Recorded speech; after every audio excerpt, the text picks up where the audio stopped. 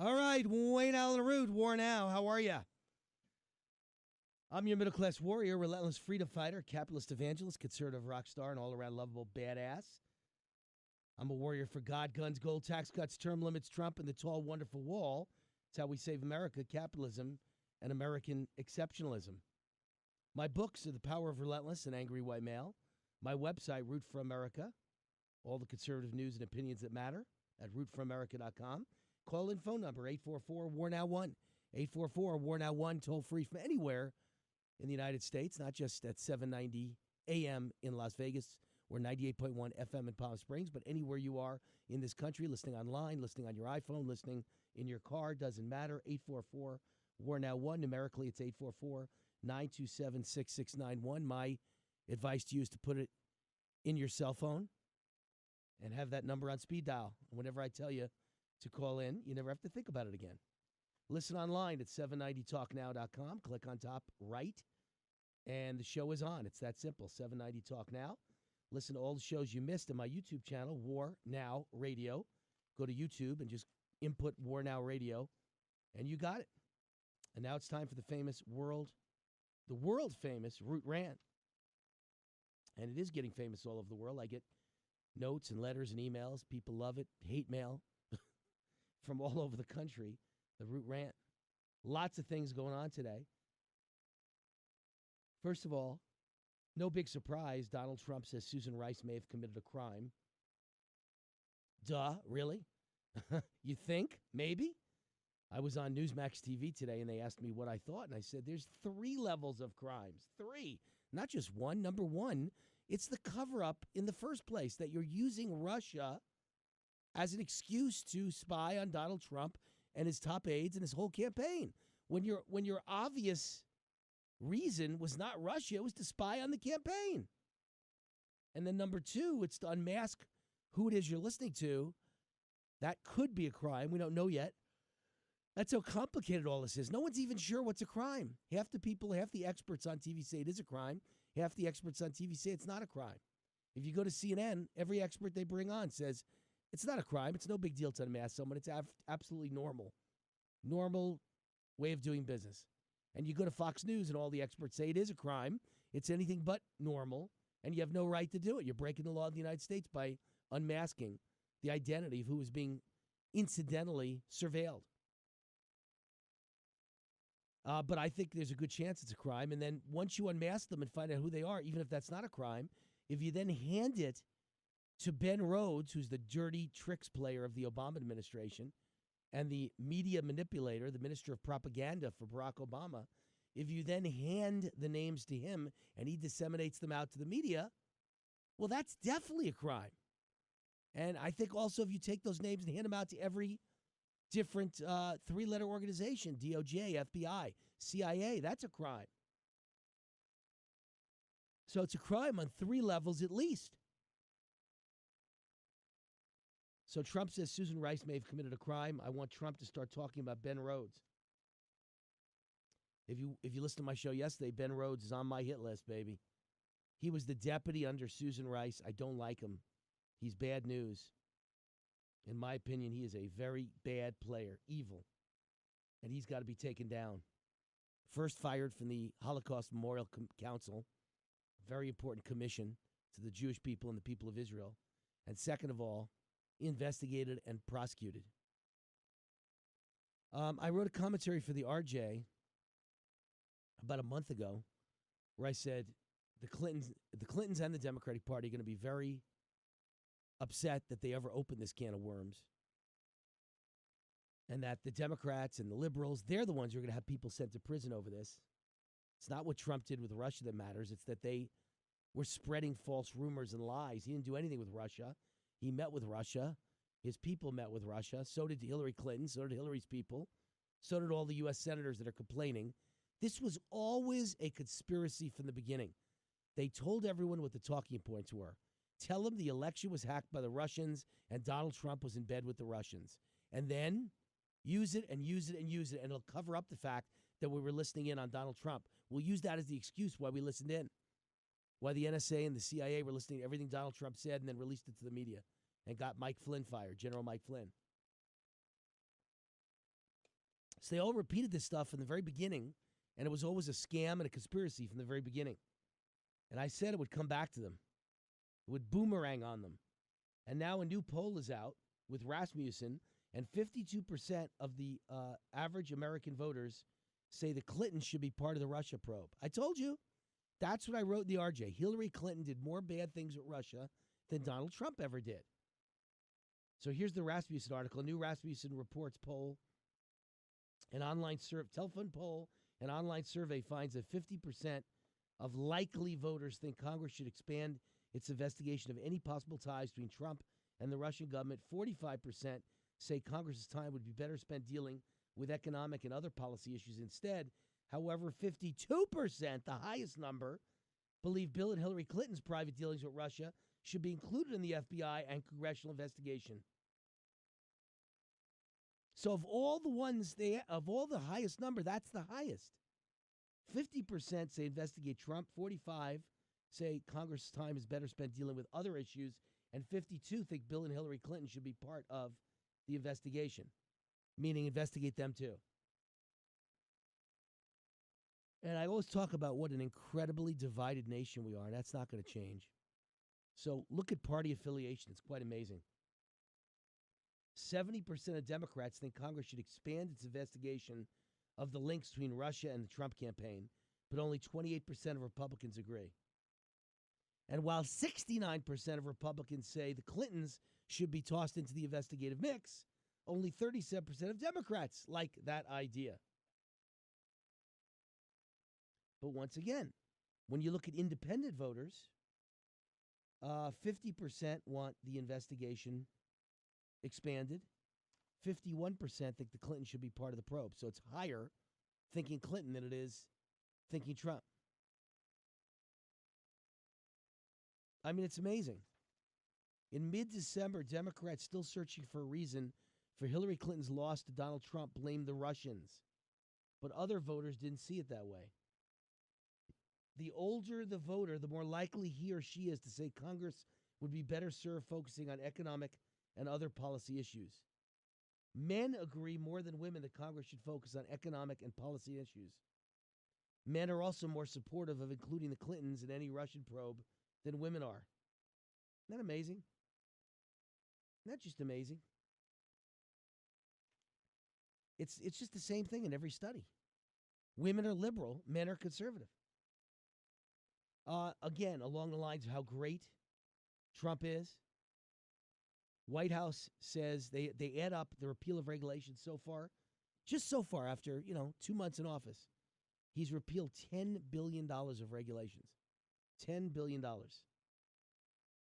He's rescinded 11 Obama-era regulations under a relatively obscure 1996 law that lets Congress fast-track repeal legislation with a simple majority.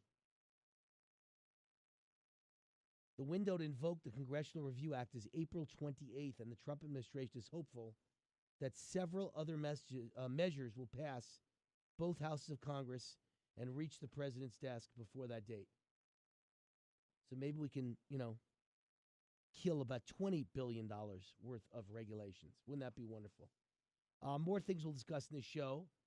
Great jobs numbers today. Fantastic jobs numbers. Good stuff for Donald Trump. National Security Council shakeup. Steve Bannon is out. Rick Perry is in, believe it or not. Steve Bannon is out. What does he know about national security in the first place? I would guess nothing. He's a good man. He's probably a good man of common sense. He would have been fine. But he's no national security expert. Now you're going to say neither is Rick Perry, but the three-term governor of Texas, Rick Perry, is the energy secretary, and therefore he's in charge of the entire nation's nuclear stock. So he is now in on the meetings of national security. The Richmond Fed president, Jeffrey Lacker, says he was involved in a leak and announces his immediate resignation. We'll get to that a little later. Just why is that important? Just nobody knows who Lacker is. The average person out there, the average listener, the average voter, doesn't really know much about the Fed. All you have to know is another government employee leaking. These guys are just massive leakage. Massive leakage with government employees. Two charts show how close the U.S. is to a complete collapse of healthcare, and I'll go over that during this show. And I'll tell you what, as I go over that, I want you to start thinking about how I was right. And that I kept saying the best thing Republicans could do is the worst thing for America, which is let Obamacare collapse on its own weight. It's absolutely the best thing they could do, but it's such a disaster for America, you can't allow it to happen. So Donald Trump and the Freedom Caucus and the Democratic Party all have to rethink their positions here, and you've got to get something done because the healthcare system is on the verge of massive collapse and bankruptcy, and it's going to bring down half the country with them. So you just can't let it happen, even if you'd like it to happen. Even if you want to kill Obamacare so bad you'd want to see it happen, you just can't allow it to happen. Too many lives would be ruined. The Wall Street Journal is out with a story on Susan Rice and says she was not alone in unmasking Team Trump. I have not read it yet. I printed it out. My guess is my boy Ben Rhodes' name is probably in there somewhere, or at least they're saying it was her and many other people, and I guarantee you those other people included Ben Rhodes. Here's another interesting story. Germans are concerned after 270,000 Syrian refugees were granted permission to bring family members with them to Germany now. So this is what happens. You let one in, and then you let their whole family come, and then they let their family come, and they let their family come, and then your whole country's ruined. And then the final story I want to discuss today, final big story, is a possible hate crime. An attack at a gas station in Central Virginia left one man bloodied, his boat and his Porsche damaged, and a New Jersey woman under investigation for a possible hate crime. The incident happened at the Carmel Church Exxon gas station off I-95. Bob and his wife had stopped at the gas station while driving back home from Florida to their home in Massachusetts, driving a Porsche and hauling a boat. And while pumping a gas, a woman started screaming at him. This lady was a couple of pumps over and talking to me and yelling at somebody. I had no idea what she was talking about. I was coming around the side of the car. Next thing I know, a car blocks me in. She comes out of her car, gets in my face, yelling at me about some sort of message I got for her. He said he attempted to ignore her, but she eventually threatened to put a hole in his fancy boat. That's when Bob said the woman grabbed a hammer.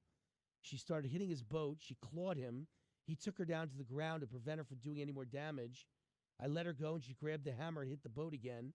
The hammer broke. That's when she figured out she better get out of there. While they were struggling, a witness snapped a photo of the woman's vehicle, and investigators used that photo to identify the woman as Angela Jones of Newark, New Jersey.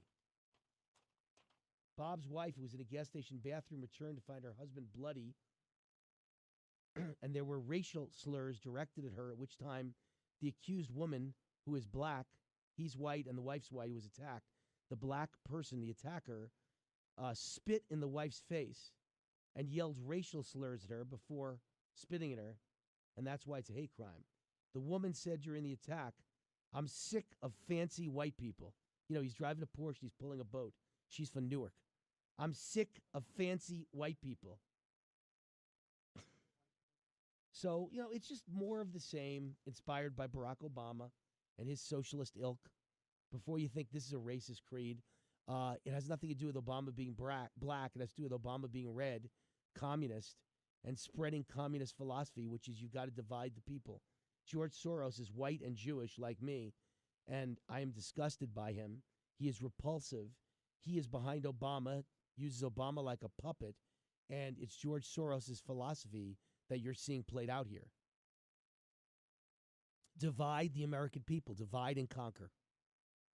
All right, when we get back, we'll take calls, 844-WAR-NOW-1.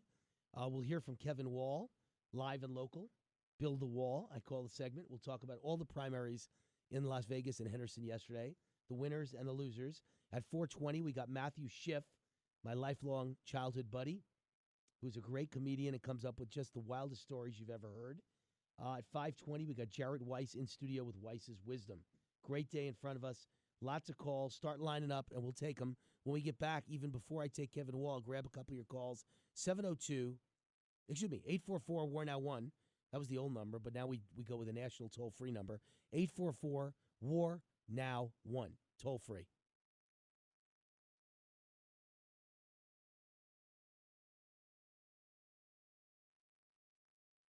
All right.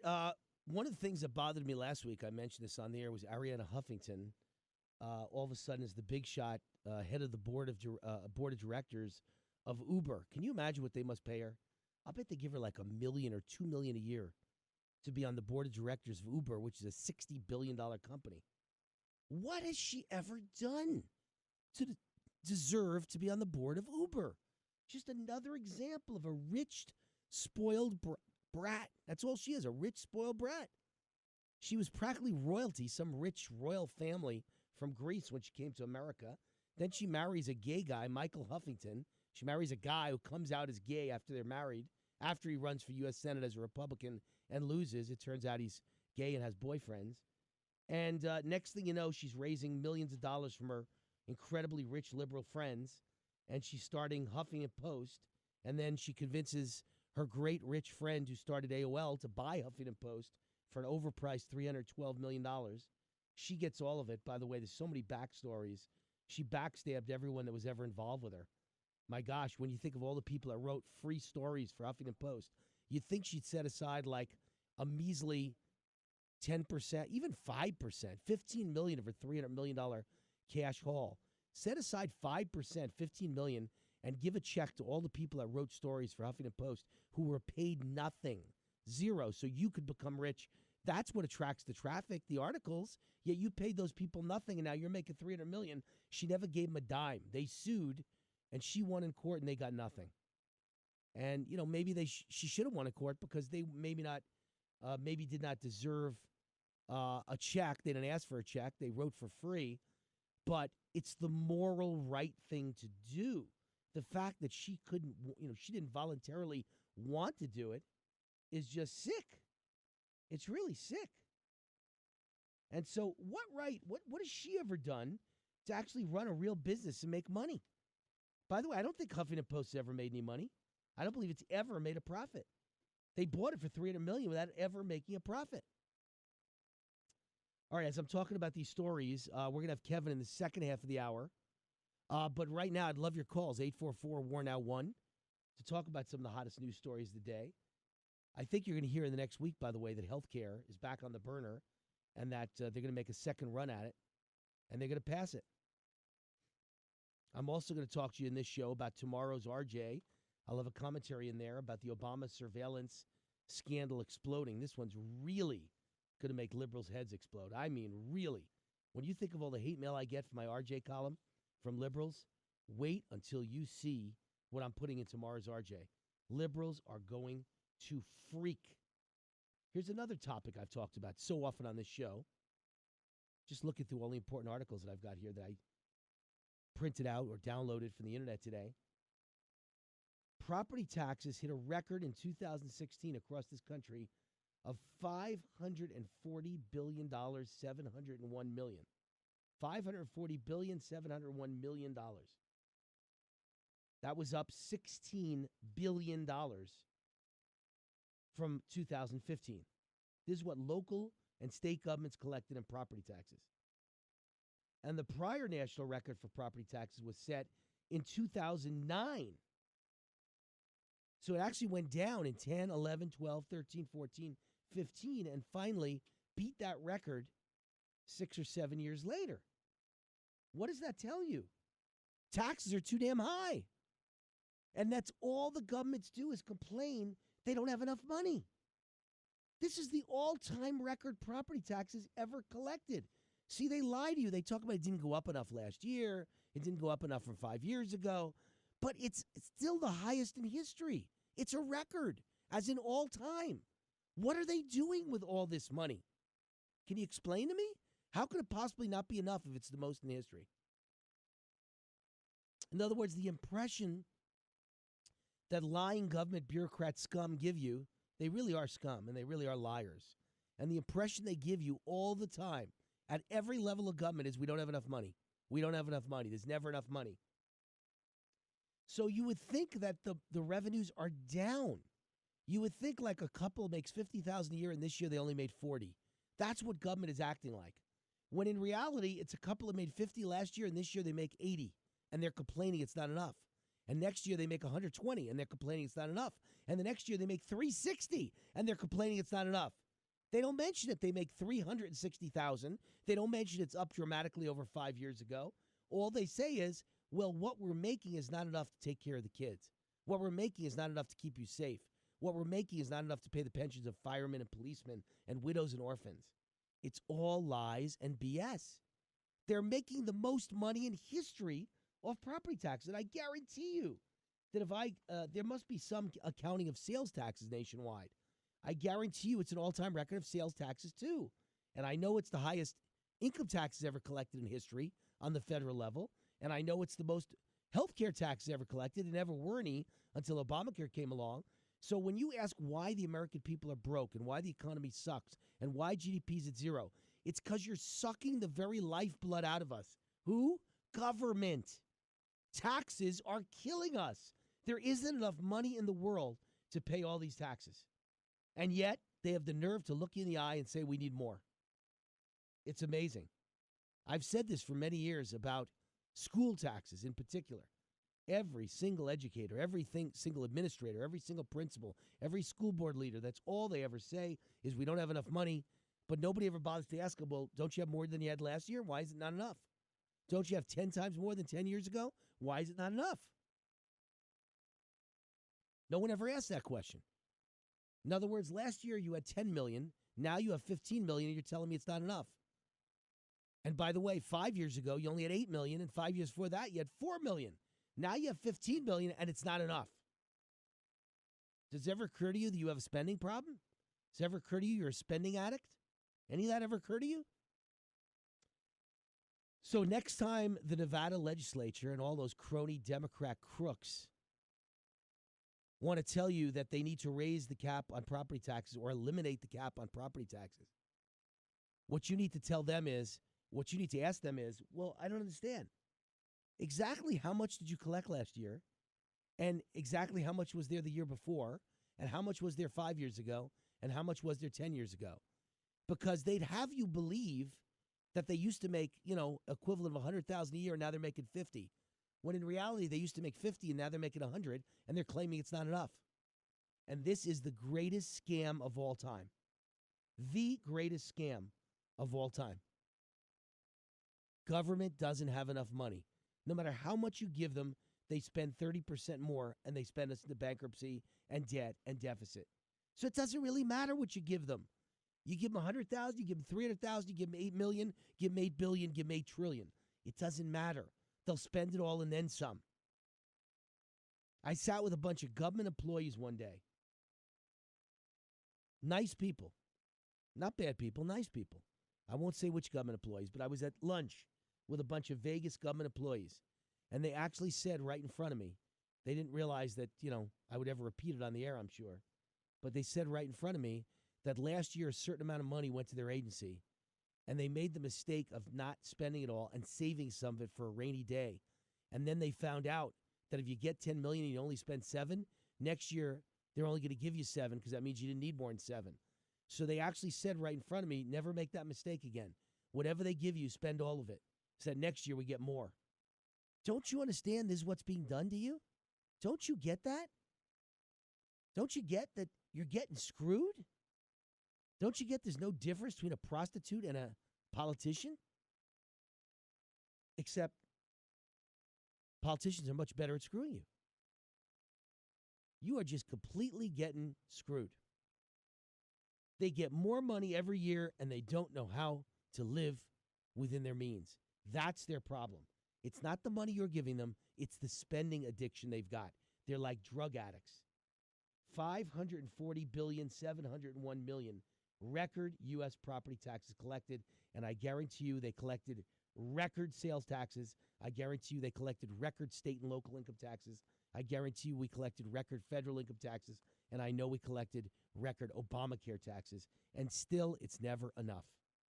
And this is why the country's GDP is almost zero, and we are in quicksand. The entire economy is dead because no one has any money because of Obamacare and taxes.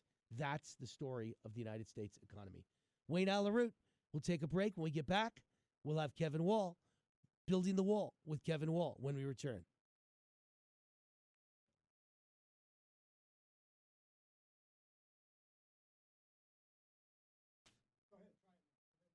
Tony, are you there? I have no idea what's going on with the phone lines. Not a clue. All right. More importantly, 67% down under Donald Trump, illegal immigration. Tony, my apologies. I have no idea why you're not hearing me, but we hear you loud and clear. It's just a very bad situation.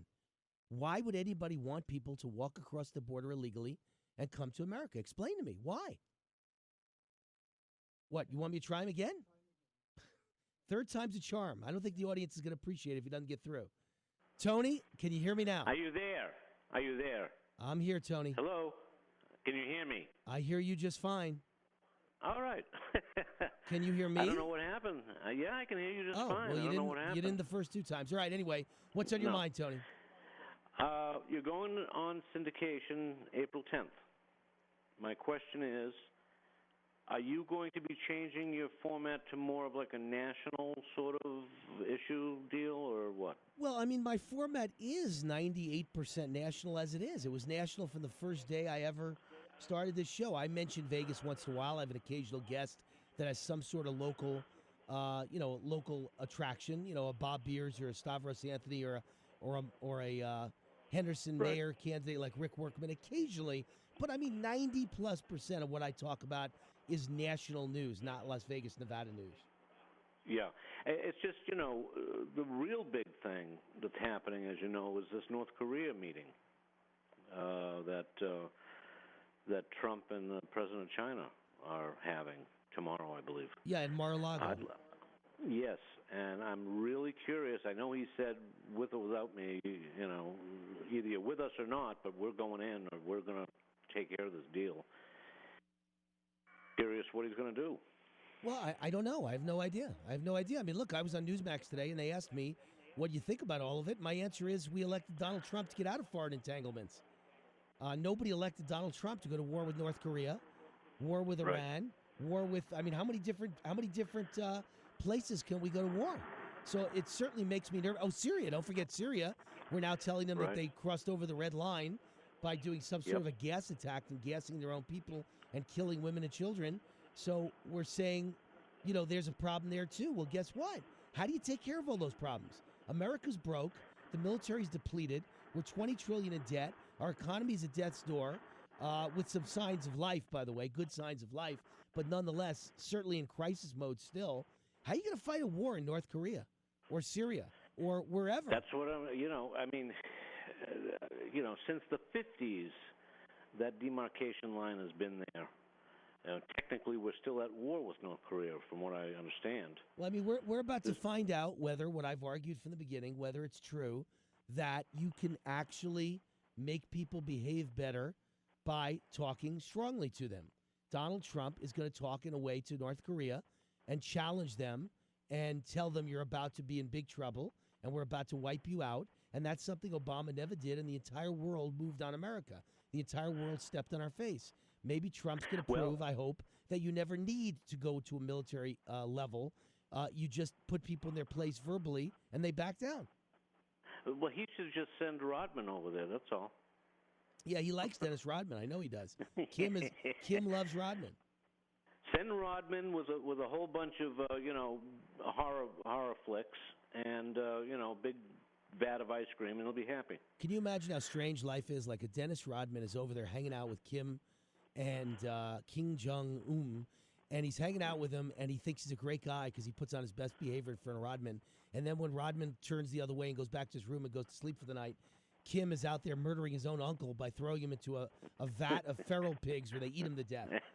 And you just go, how could this be the same guy that's having a nice conversation with me, right? You just can't really quite understand it, but it is. It is what it is. It's really sick. I'm curious. I'm really going to be waiting to see what's going on. All right. Thank you, Tony. Appreciate it. Thanks, Wayne. Thanks for the call. We'll take a break. When we get back, hopefully the phones are working for everybody else. I don't know if that was Tony's phone, not ours. But it worked, and we made a successful conclusion. When we get back, we'll take more calls, 844-WAR Now 1. I'm in a call mood today. Yesterday, there was no time for calls, nothing I could do. We had a lot of great guests and a lot of great content. And Megan Barth in with me, so there's a lot of stuff going on. But today, I want your calls. And if you call and you're willing to wait a few minutes, you will automatically get on because I'll either take you before the next guest or after the next guest, before my rant, after my rant, during my rant. We'll get you on. 844 We're Now One. What's on your mind? What do you think of Donald Trump? Remember, April 20th, I'll be the host and master of ceremonies for the Make America Great 100 event at South Point, April 20th at 6:30 at night, straight after I leave this show. I'll be your master of ceremonies. So we all believe Trump's doing a great job, and I hope by then, I have my fingers crossed, I'm saying prayers to God, I have my fingers and my toes crossed that we will pass the repeal of Obamacare before then, and then we could say, see, here's the list of things he's done, including Obamacare that failed the first try, and everybody thought he failed, but he never failed. He's a relentless businessman. He never failed. He just learned a lesson and came right back at you and won. I'm hoping that's done by April 20th. Get on the line. Let's talk about it. 844 War Now One.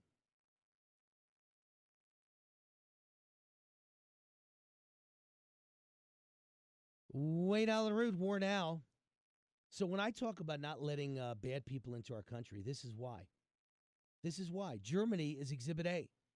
Germans are concerned after 270,000 Syrian refugees granted permission to bring family members. With worries about mass migration having largely faded from Germany's consciousness after a record surge in 2015 and an angry popular reaction prompted Angela Merkel to curb the inflow of refugees, there is now a renewed concern in Germany following a report that up to 270,000 Syrians in Germany have the right to bring in their family members, a revelation that could refuel the debate about migration less than 6 months before a national election. Germany's Bild, that's their media, their big media there, Bild, B-I-L-D, cited a government paper showing a total of 431,000 Syrians applied for asylum, and of those, 267,000 are allowed to bring their families to Germany. As Reuters observes, Germany blessing such a material migration could play into the hands of the anti-immigrant Alternative for Germany party, which has lost support in recent months as the refugee issue has receded from the headlines. Sure enough, senior AfD, again, that's Alternative for Germany, it's the anti-immigrant party, senior AfD member Alexander Golin condemned the figures, saying it was absolute madness to allow so many people to bring their families to Germany. Billions and billions of tax money, recognize this argument, are being swallowed, and the social state is being steered towards breakdown while our eyes are wide open. Do you see? This is the argument I always make. Always make. The argument isn't just that they come here to commit crimes and commit rape. It's the general idea that some of them are nice people, many of them, but they all want welfare. They absolutely are desperate, and they must have welfare. They can't survive without welfare. Well, why would you let someone in who needs welfare from the first day? As a country, you'd have to be stupid. It's bad enough when someone breaks in your house, but now they break in, they say, you got to take care of me the rest of your life. What? That makes no sense. They break into your Mexican restaurant, and while they're there, they say, you got to take care of us for the rest of your life. That makes no sense. No country can afford that. Let's take Rob on line one. Rob, you're on with War. How are you? Hey, Rob. Good. How you doing? Good. I had something I want to give Trump credit for. He's created a paradigm shift within the first 100 days that I've seen the effects of in my personal and professional life. Just the talk about the immigration. I mean, nothing's actually been done. There's no pen to paper action that hasn't been overthrown by some judge or taken into thought or rejected. Just the thinking, I think, is doing a great job, and nobody gives him credit for that. The press wants to portray it as a threat, but just the idea in itself is making people second-guess the action, and that deserves credit. Right. No question, and it's shut off the flow at the border. I mean, just the attitude and the talk for the top has totally changed the results. They're not coming across the border anymore. And by the way, let me make this clear. Under Obama, my belief is that the border agents were depressed and weren't even arresting anyone because they didn't have a right to. And God forbid they ever shot anyone, they'd get charged with murder. So the border agents weren't even doing what they're supposed to do. But under Trump, they are doing what they're supposed to do. And yet these statistics are about the number of people caught. So the number of people being caught are going down, even though the border agents are doing their job maybe 3 times more effectively and more excitedly, more enthusiastically under Trump. And that's because no one's coming over the border. That's the point. There's nobody coming, or they'd be catching them. So it's great stuff. Exactly. Great stuff. All right, we're headed to an ad break. Hey, Rob, we got to go. Headed to an ad break. When we get back, more of your calls, 844 War Now 1, 844 War Now 1. Now 1. Now. All right, Wayne Allen Root, War Now. We're back. 4 o'clock hour. Welcome to the show. Wednesday, hump day. We're almost through the week, guys. Come on, let's get some energy. Let's get some pep going. We're getting to the goal line. Come on. Score. Touchdown. See, it's that easy. It's that easy. Hang with me, baby. We win. I've got a commentary coming out in tomorrow's RJ. Thought I'd share it with you. Obama surveillance scandal exploding, or at least that was the title I gave it. The RJ always plays with my titles, and they put their own choice in. But here's the story. It's becoming clear that President Trump was right when he claimed Obama spied on him. This story is on the precipice of turning into the biggest scandal in modern political history. This is Obama's Watergate, only much worse. Back in February and March, right here in the RJ, I made a couple of educated guesses that may be central to this exploding Obama surveillance scandal. This RJ columnist got it right before anyone else in the national media. In my February 1st RJ column, I identified an obscure Obama aide by the name of Ben Rhodes. I pointed out that Rhodes was the main culprit behind some very bad things while in the Obama administration, from the Iran deal to the UN censure of Israel to the Cuban deal. But worse, he was involved in media deception. In a New York Times Magazine interview, Rhodes admitted misrepresenting the Iran deal in order to gain the support of the American public. Rhodes was Obama's minister of propaganda.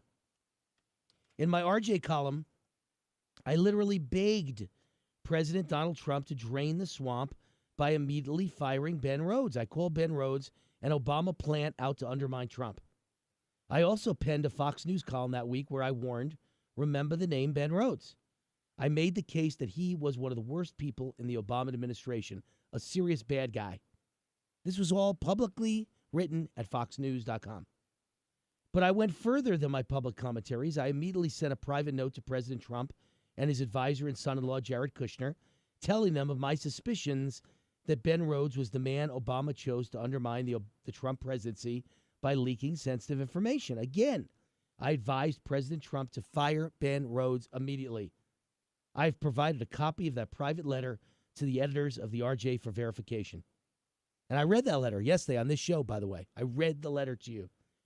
If you missed it, I'm sorry, but I wrote the letter to Donald and said, look, they're trying to destroy you. They're trying to leak everything they can leak and put you in a bad spot, and the guy doing it, look to Ben Rhodes. How did I know about Rhodes? I studied Obama and his socialist cabal in detail for 8 long years. I knew Ben Rhodes was a bad guy, and he was Obama's hitman. He did Obama's dirty work. I noticed in Obama's final days as president, he made sure to reward Rhodes with an appointment to the Holocaust Memorial Council. It was a middle finger to Israel. But more importantly, I had a gut instinct that Ben Rhodes' appointment was a sign of his importance to Obama and a payoff for his role moving forward to sabotage the new President Trump. Well, guess what came out earlier this week? Obama's former national security advisor, Susan Rice, unmasked the names of Trump aides under surveillance and gave the names to none other than the infamous Ben Rhodes. There's that name again. It's amazing how Ben Rhodes is always at the center of Obama's bad deals and dirty tricks. It doesn't take a Rhodes scholar, excuse the pun, to figure out what happened here. I had all this figured out well before the scandal exploded in the media. The same Barack Obama used the power of government to try and destroy media critics like me with his IRS witch hunts, also used the power of the NSA and the CIA to spy on Trump and his key aides. Obama clearly ordered surveillance on Trump under the guise, i.e. lie, fraud, misrepresentation, scam, of Trump's Russian connections. That was the cover story. That was the lie. But that also just happened to give Obama vital intel on Trump's campaign. This all started while Trump was running for president against Hillary Clinton, the same Hillary who was hand-chosen by Obama to be his third term. Obama was spying on the political opposition to help out Hillary Clinton. My educated guess, Obama passed the information he found while spying on Trump onto Hillary Clinton and her team, which means they knew Trump's campaign moves before he made them, and this makes Watergate look like child's play. Trump won despite Obama's best efforts to sabotage him, so at that point, Obama's game plan moved in another direction. I'm betting that Obama ordered Susan Rice to get all the names of those under surveillance to his hitman, Ben Rhodes. And then Ben Rhodes got the names and confidential recordings out to his friends in the liberal mainstream media to try and destroy the new Trump presidency. These are high crimes, folks. People are going to go to prison for long stretches. In my March 8th RJ column, March 8th, I predicted this entire Trump-Russian scandal would blow up in the Democrats' faces. I predicted the Democrats just opened up one huge can of worms, and it was the biggest mistake of your lives. Bullseye. You understand what I'm trying to say? You're going to live to regret you ever brought up Russia. Because the only people that get in trouble for Russia should be Bill and Hillary Clinton and Tony Podesta, her campaign manager, and his brother, who took tons of money from Russia's biggest bank, and the Clinton Foundation that took tons of money from Russia's sources of the people who wanted our source of natural resources that Hillary gave away. The whole uranium stock of the United States of America given away by Hillary, 1/5 of the stock given away to the Russians, who gave $150 million in donations. I think the exact number was $145 million to the Clinton Foundation. So there's your scandal there. And, of course, the leaking of all this Russian nonsense and the names involved is also a crime and a scandal. It's Watergate. Do you remember why Nixon got in trouble? It was Watergate spying on the Democrats, a break-in. In those days, they didn't have an internet to spy on. And it was using the IRS to destroy his political opposition. What has Obama done? A computer break-in by the NSA, much worse than Watergate, and using the IRS to destroy his political opponents. Do you understand that? Obama should be in prison. Got it? All right, we got lots of calls waiting. By the way, the number's 844-WAR-NOW-1, 844-WAR-NOW-1. We'll take Dane on line one. Dane, you're on with WAR. How are you? Hey, Wayne, good. Listen, I'm thinking about what you're saying here. I had an opportunity last night to go to the Mob Museum. They had a really great panel. Former Mayor Oscar Goodman, who's lucky he's not practicing, because I think Rice would probably hire him to get her out of jail that she's going to go to, along with Ben Rhodes. And anyway, I thought of those two. They probably belong in the Mob Museum, because their faces should be on the wall, too, along with the rest of the mobsters, because they're basically in that same kind of category. But I did enjoy it. I enjoyed the company of Oscar Goodman. He is quite a character. Very nice man. Very nice. I like Oscar. Last night. Yeah. Maybe you can have him when you go national, you can get him on your program as an interview. I think he'd be a great guy to interview. Yeah, he's one of my favorite Democrats. There aren't too many Democrats I like, but he's one of them. I can think of 3 Democrats in Nevada that are reasonable, that are good people, and that are very moderate in their views. Oscar Goodman is one, and of course his wife, Carolyn Goodman. They're very pro-business. And 2 would be Steve Wolfson, the DA, who's a good guy, Clark County DA. And 3 would be John Lee, the mayor of North Las Vegas, who's become a friend of mine, who's a very good guy. So, I mean, occasionally there are good Democrats in this world who are not ultra-liberal and aren't out to ruin every businessman and aren't out to steal everyone's money. Oscar is one of them. He seems like a good man and quite a character. The thing I want to do say, though, is I'm hoping that Trump will, or Sessions will prosecute these two, because just a little information we're getting, of course not from the mainstream media, but radio stations like you and others, the writing's on the wall. These corrupt individuals, I hope they will get prosecuted and put in jail this time. That's all I can say. All right. Thank you. Appreciate it, Dane. Dane's a good man. Dane Sensor, good man. Dane gave up his life, everything he was doing, to follow Donald Trump around the country and go to all his rallies and always be in the front with the biggest signs to attract the media's attention and show how loved Trump was by his fans. And Dane wound up being interviewed all over the United States by the media, and wound up here in Las Vegas, decided to leave California and move to Vegas, and wound up having some hard times after the election. and now he's getting his feet back up above water, and he's doing better, and we're all rooting for him. And he's a good man, Dane Sensor, good man. Matter of fact, such a good man. If you're a conservative business owner out there and you're looking for an enthusiastic employee, I highly recommend Dane Sensor. He's doing a couple of, I think, 3 different part-time jobs now, but he'd love a full-time job. And this guy is, just take Wayne Root's word for it. Wayne Root gives him 5 stars. If you own a business and you're looking for a good employee who'll show up at work every day, never be sick, never take drugs, never show up drunk, which is hard to find in Las Vegas, it really is. Contact me, WayneRoot@gmail.com, and I'll introduce you to Dane Sensor, a guy who traveled the country fighting for Donald Trump and really got in the media hundreds of times, gave up his life, used up his life savings, and then wound up short on money and really in trouble, and then grabbed a couple of part-time jobs. And he's a big fan of the show, a super intelligent guy, knows a lot about sales, marketing, and promotion, and should not be in the position he's in. I'm sorry he's in the position he's in, but if you need to hire someone, this is the right guy to hire. Take my word for it. Wayne Root, contact me, and I'll put you in touch with Dane Sensor, WayneRoot@gmail.com. Last call, JD. JD, you're on with WAR. How are you? I'm doing great. Hope you are too. You know that Ben Rhodes' brother is the head of CBS News, right? No, I did not know that. What's his Yes, name? he is. I don't know Rhodes, but I don't know his first name. But I he's did not know the head. that. Been there quite a while. Been in the White House quite a bit under Obama. And, there's been some articles lately criticize. Of course, the Las Vegas Sun is now the Las Vegas Sun Times, because all the paper is just articles from the New York Times about the young people that are in the Trump administration. Now, let's go back with Ben Rhodes a little bit.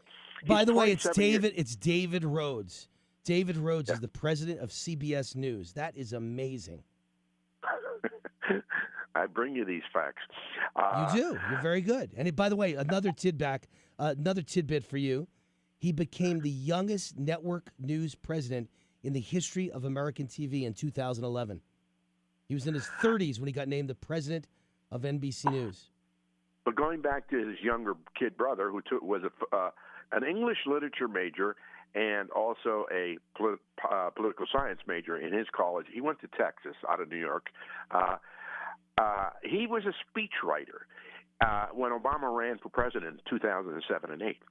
He then got promoted into the White House, and he became he wrote a Shakespearean play for the Middle East uprising, the Egypt and the Libya. He was in favor of the spring, right? The Arab Spring? Is that the deal? Yes, he was the author of the Arab Spring. Unbelievable.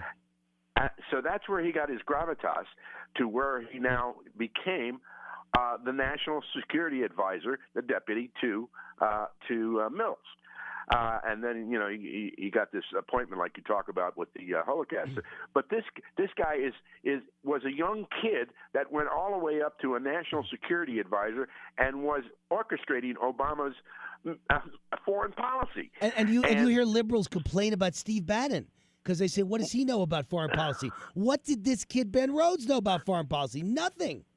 Well, that's what they're saying about Trump's people. That one kid, Steve Miller, another young guy in his 30s. All these young people in the Trump organization, where Obama had nothing but airheads in his organization out of colleges.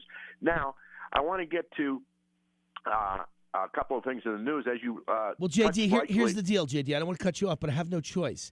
We have to go to an ad break. You want me to hold on? No, because I've got Matthew Schiff coming up next. I want you to call back. Real quick. The jobs report is the best since 2014.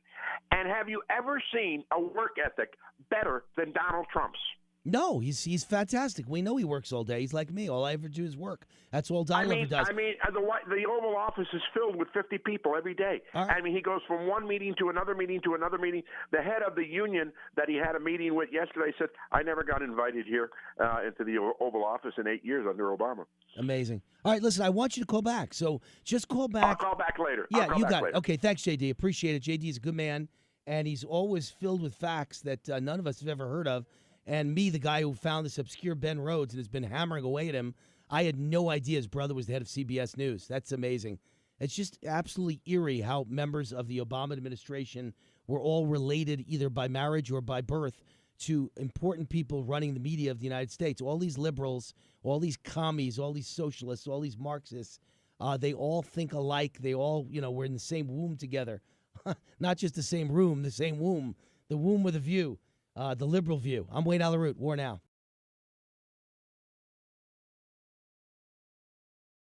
All right, Wayne Allyn, War Now. Now this has become my favorite segment each week.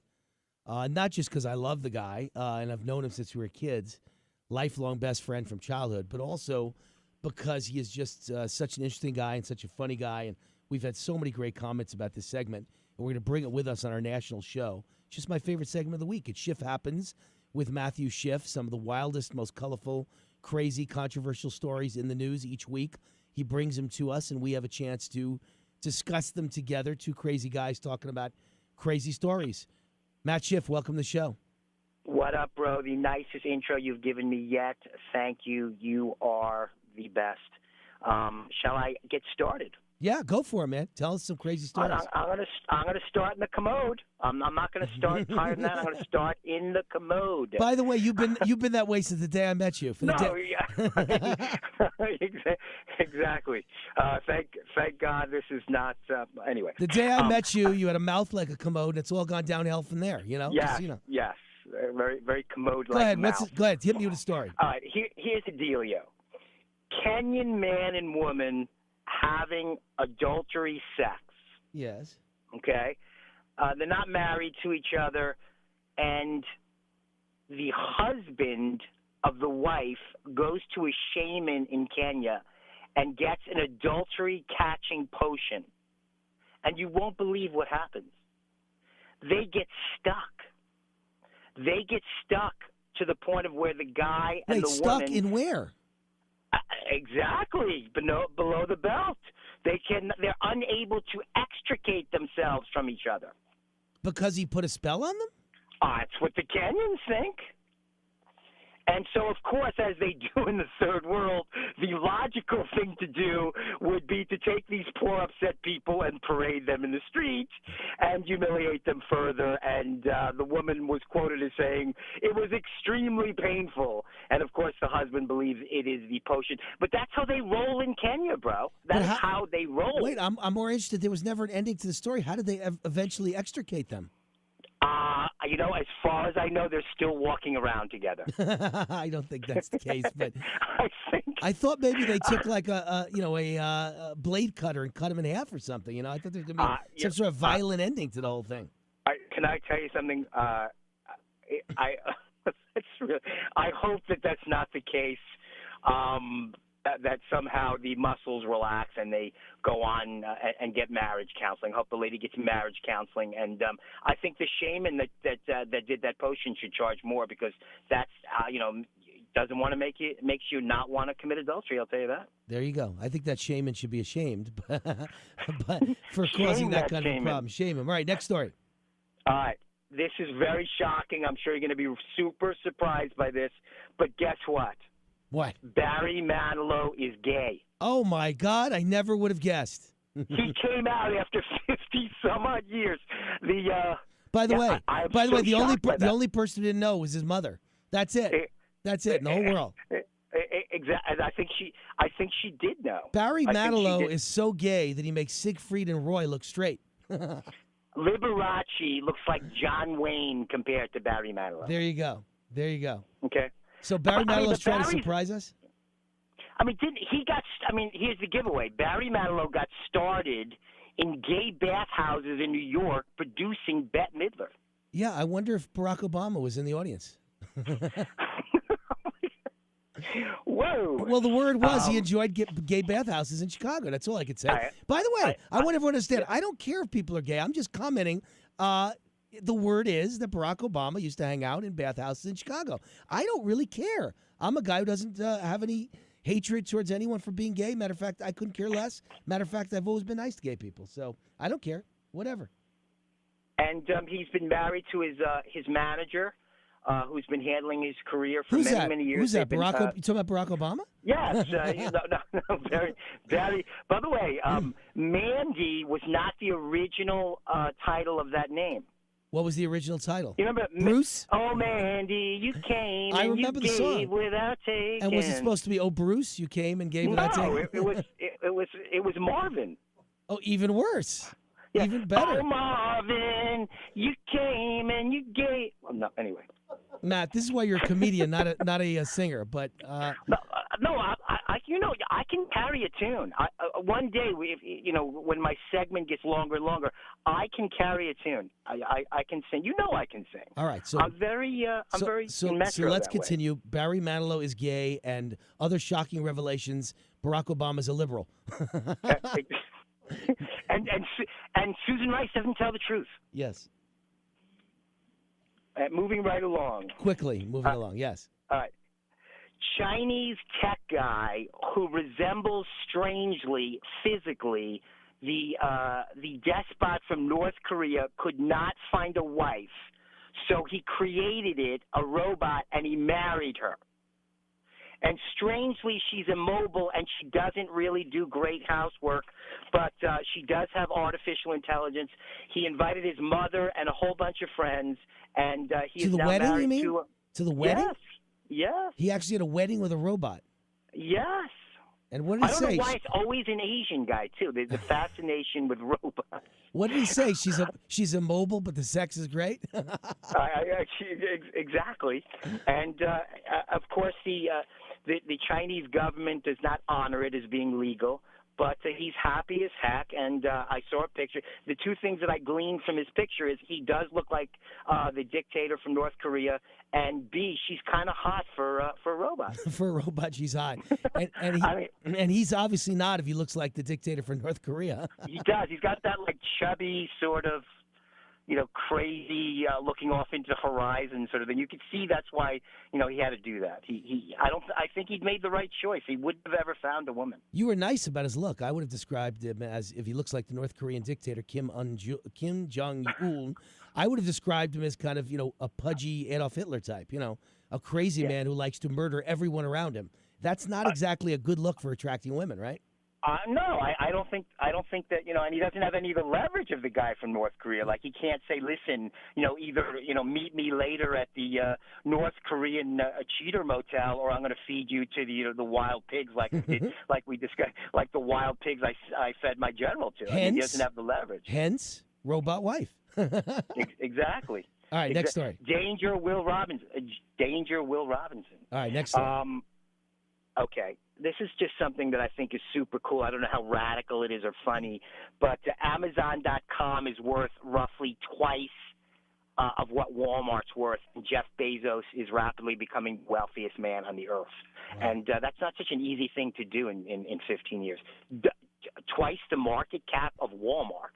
He's just kicking everyone's rear ass. Unbelievable. All right. Next story. Okay. Bill O'Reilly in a lot of trouble. Oh, a lot of trouble. All those advertisers Bill O'Reilly are being accused of sexual harassment. $13 million paid out to women to make them be quiet. Sexual harassment, one for verbal abuse. I'd say it ain't so, Bill. Say it ain't so. Well, this is why he's not, in a hurry to invite Wayne Root on his show. I get it now. I understand. I mean, he only wants guests that are willing to have sex with him. That's the whole point of the Bill O'Reilly show, I guess. I mean, and you're just not as good looking as a lot of these women. You're just not. I don't have the legs they do, no question. You're not as good looking as Andrea Tantaros. You don't look as good as her. I heard she was one of the quote unquote victims, so-called alleged victims of his unwanted advances. Yeah. And she seems kind of like, to me, as a straight shooter. Like, I mean, you can't really glean what someone's like, in the media. But, I mean, I always got sort of like a good feeling from her, like she kind of knew what she was talking about. And sometimes where there's smoke, there's fire. I hope it's not true. I don't want it to be true. I like Bill, and I think Bill's very talented, and he's got a great show. I don't want it to, him and Roger Ailes. I love his show, but that's a hell of a pickup line. What do you think of the Russian scandal? And see at the Hilton at 9 o'clock tonight when the show's over.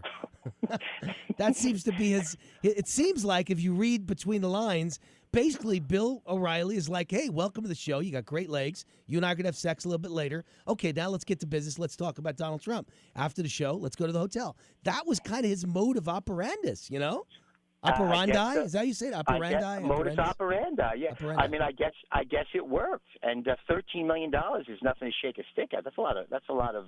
Wait, what was $13 $13 million? That was a payoff? That's what they paid out to people to shut them up. Wow, that's amazing. And by the way, nobody really knows. But again, some would say where there's smoke, there's fire. That's the first thing they'd say. Second thing they would say is if you paid off 1, it may not be true. If you paid off 2, it might not even be true. If you paid off 5 or 6, it's true. So a lot of people would say it's true, but I think there's also some outside shot. I tend to think this all happened because that's a lot of payoffs and that's a lot of women. But there's also an outside shot that once women hear about this, once you've done 1 payoff, then they all start. I mean, tomorrow you get fired. And you turn around and go, oh, Roger Ailes had sex with me. Oh, Bill O'Reilly had sex with me. Oh, I was absolutely humiliated and sexually harassed by X, Y, and Z. Glenn Beck, Sean Hannity, and whoever it was. I mean, pretty soon it becomes the minute a woman gets in trouble at Fox News and fired for poor ratings or lack of performance, she could just blame it on somebody coming onto her. There's one thing that all of these stories have in common, and I'm not saying I don't believe them. I actually do believe them. I think this probably did happen with both Roger Ailes and Bill O'Reilly because I understand the business. I understand the power that men have when they're sitting there making millions of dollars a year determining who gets to sit in that seat and become famous and sell books, and so you can get something in return for that power. So I get it. But on the other hand, it becomes awfully easy to just say there isn't any proof. It's your word against mine. He said, she said, I'm going to sue because I got fired. And you don't know. It's cheaper to make it go away by paying $1 million than to pay $5 million in legal fees and be awarded $40 million by a jury. So maybe they just automatically get told by their lawyers, settle, whether it's true or not. One thing none of them had, or all of them had in common, none of them, to my knowledge, had any real physical proof that it ever happened. It was just their word that it happened. Nobody can prove it. What has he said? Has he made any statements or anything? I don't believe he said a thing. I believe he's staying away from this like a grenade, Of course. Why would you say? Well, oh, yeah, I did hear a statement. His only statement was he's a very famous, high-profile guy, and that makes you a target. That was his only statement. I did hear that. And by the way, that's partially true. Doesn't mean he didn't do it. So I don't know. It's the highest-rated show in the history of cable TV. I mean, the guy is a target. I want it not to be true. I'm rooting for it not to be true. Yeah. Who knows? That's what bothers me about all this. It's he said, she said. He can never get his reputation back. I think he probably did it. See? So his reputation is bad, even with Wayne Root, who likes him. His reputation is now bad. You can never get it back. And the sad thing is, none of it is based on proof. It's all hearsay. Name a woman that came forward about Roger Ailes or Bill O'Reilly that could say, I have it on video. None of them. I have it on a recording. I secretly put my cell phone on before I walked in the room. Now, by the way, you know how easy it is to do that? Any person in the world could put their cell phone on before they walk into a meeting with Roger Ailes, and then they'd have it all on tape, and then you're nailed. Then you're picking up $20 million. Not one of these women had a recording. Not one. The way that works, and I have firsthand experience with that, is you are allowed to videotape someone. You are not allowed to audio tape someone without their permission and them knowing. So yeah, if they have them on video, absolutely, that's all they would have needed to do. If they were going to get them audio, they would have had to have told them, or else they'd be breaking a federal law.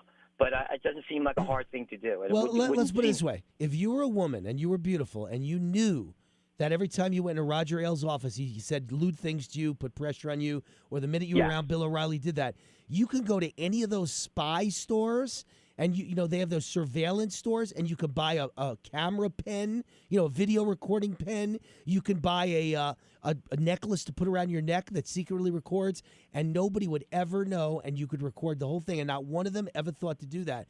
And that's what has me suspicious. Did this happen or did it not? Because none of these women have any proof or anyone to back it up other than a long trail of women who all claim that Roger Ailes and Bill O'Reilly did things to us. And even I tend to believe that if there's smoke, there's fire, if that many women come forward. But it could be, hey, come forward and help me, and I'll throw you $500,000 in my $6 million settlement. How do you know it isn't that? It's really... And people never forget this either. I mean, the advertisers are running from him like rats in a sinking ship. They are. They are. I think there's been like 15 of them lost. All big time, major national advertisers. He's the biggest moneymaker on the entire Fox News network. He brings in, I believe it said today, $120 million a year. $120 million, and he's paid about $20 million. So it shows you, by the way, there's the ratio of what you get paid in the media. So $20 million to $120 million, they give you about 1/6 of what you bring in. So if you attract $120 million, you make $20 million. 1/6. Lexus, T. Rowe Price, Mitsubishi, Credit Karma. I mean, the creme de la creme. And by the way, there's never been a CEO of Mitsubishi that sexually harassed their secretaries. Never. No. In Japan, they would never allow such a thing, right? No. I'm not going to say anything. Don't say anymore. Don't say anymore. In Japan, they don't have dispensers with used women's underwears either. Yeah. I'm not going to make a geisha girl joke right now. I'm really not. No, all right. No. But I could see why they're running, because they might get in trouble, because then it'll come out that their secretaries all claim they did it to them. That's probably why they run. That's the real cover-up, is every corporation running is scared, that CEO is scared that he's going to get outed for doing the same thing. Or their secretary's going to go to a shaman and get the secretary's husband's going to go to a shaman and get a potion, and they're going to get stuck and caught. That's the big fear in Japan. And march through the halls of Mitsubishi as people laugh and taunt them. All right. Exactly. All right, we're good. Segment was a success as usual with Matthew Schiff, childhood best buddy of W.A.R. and a great comedian and someone who spots interesting stories that make us all talk and think every week. And so go get him, Matt. We'll see you on the national show next week. Check me out, everybody, on Schiff Happens 77 on my Twitter feed. Follow me and let's tweet. Look forward to seeing everyone nationally next week, buddy. Can't forget it. It's like branding. Schiff Happens and 77 Sunset Strip. That's how I'd always remember that. There you go. You love that. You love Schiff that Happens 77. There we go. Sunset Strip thing. You love that. All right, Matthew. Be good. Thank you. Be good, my friend. God bless. All right, we're going to an ad break. When we get back, we'll have more of your calls. 844-WAR-NOW-1, 844-WAR-NOW-1. And Kevin Wall will be calling in to talk about local Vegas political victories and defeats yesterday. We'll find out who won, who lost. We'll have the whole scoreboard for you coming up next. 844-WAR-NOW-1. If you want to talk about the results of local elections, be sure and give us a call. 844-927-6691.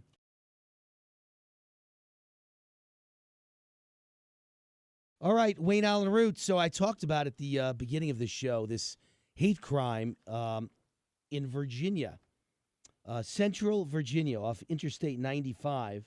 And it's just interesting, again, to find a black woman attacking a white couple, screaming racial epitaphs, and literally clawing at him. He's got blood all over his face, using a hammer to break his boat and attack his Porsche, and actually saying during the attack she was sick of fancy white people because he's driving a Porsche and he's got a boat behind him. He's coming from Florida, and he's going back to his home in Massachusetts. The good news is that they're looking at it as a possible hate crime. The bad news, by the way, is I'm someone who doesn't believe there should be such a thing as a hate crime. Why would any crime be treated differently than any other crime? If you scream at me, I hate you, white man, or I scream at you, I hate you, black woman, that's no different than if I take my fist and bash your face in. It's a crime. It's called assault. It's called assault and battery, or it's called attempted murder. I don't think it has anything to do with hate. Hate's terrible. It makes it an awful crime, but I don't think you should change the actual, time served because of that. And here I'm talking about a black woman attacking a white man. You think I'd say, oh, see, how horrible. Well, it is horrible, but it's a simple crime of battery, assault and battery. She assaulted him. And if you take him in your car and you bring him somewhere, it's called kidnapping. I don't know what the hate part is so ridiculous. It's like if you attack someone and they're gay and you say something about them being gay, that should be triple time in jail. No, a murder is murder. If you get life for murder, then you should get life. The fact it was a hate crime and it had to do with someone's race or religion or culture should not change the amount of time. You should just prosecute them based on the law of the land. That's all. We have a caller on line one. We'll take Fidel. Fidel on line one. Fidel, you're on with W.A.R. Are you there? Wayne, good to talk to you, man. Hey, good to talk to you. What's on your mind? Buddy. Hey, just two things real quick. Yesterday you made a comment and you said that diversity was bad. No, I said diversity, if you don't worry about performance, is bad. Diversity's fine. Let there be lots and cool. lots of good, talented people of every color, but make the main criteria performance, not whether a person's black, white, woman, male, gay, straight. That's all I meant. No, absolutely, man. And we're on the same page with that. I mean, I'm half black, half Mexican, and conservative. I'm financially conservative, socially liberal.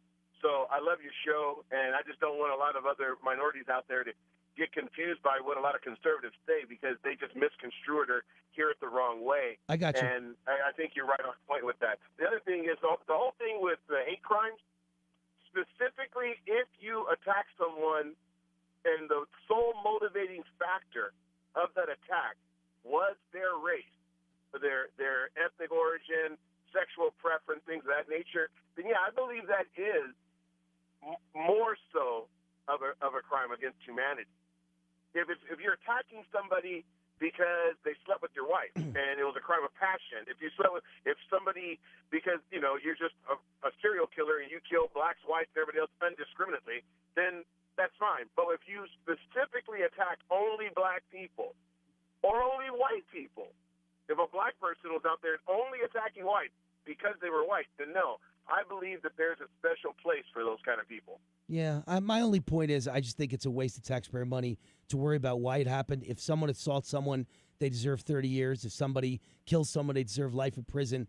It's just like a silly thing to pat us in the back and be politically correct to say, let's give them 3 life terms instead of 1 because it was a hate crime in addition to being murder. What's the difference? Just give them life in prison. Right. That's just kind of silly. It's just more politically correct talk. Politicians, right, that's politicians actually writing feel-good laws that really make no real impact. Well, that's what I'm saying. That's it. That's what I'm saying. Things like that. That's all I'm saying. Right. That's it. It's just politically correct, feel-good nonsense because you ought to enforce the laws on the books. If someone kills someone, someone assaults someone, or someone rapes someone, I don't really care whether it's a black person raping a white person or a white person raping a black person or killing a black person. It's still rape. They still should go to jail for long periods of time. I'm not that worried about the aspect of it, who did what to who because the color of their skin. I'm worried about a crime is a crime. It's terrible. And someone's assaulted, their life could be ruined, So, exactly. What proves your point is the cocaine laws. Right. For exactly. crack cocaine versus powdered cocaine. More minorities are incarcerated for selling crack cocaine because the way the law was written. But they say it's a racial law because whites that sell powdered cocaine get lesser sentences. But the mandatory sentencing guidelines for crack cocaine takes the judgment out of the judge's hand. Well, and he has to do mandatory sentencing. I'm with you on that one. I've always said that in general, non-violent drug convictions for possession, not for selling it, a drug dealer obviously is treated differently. Who's making it selling it for profit is treated differently than someone who possesses it. But if you just possess drugs and you're non-violent, you didn't hurt anybody, this idea that we're filling the prisons with people like that is stupid. We should not be filling prisons and spending $50,000 a year to incarcerate someone and ruining their life and legal bills and their family's bankrupt and they're never home with daddy again, so the kids are lost. This idea that our prisons are filled with drug addicts is ridiculous. It's more of a treatment issue than it is a criminal issue. I've always felt that way. Always. So especially like marijuana.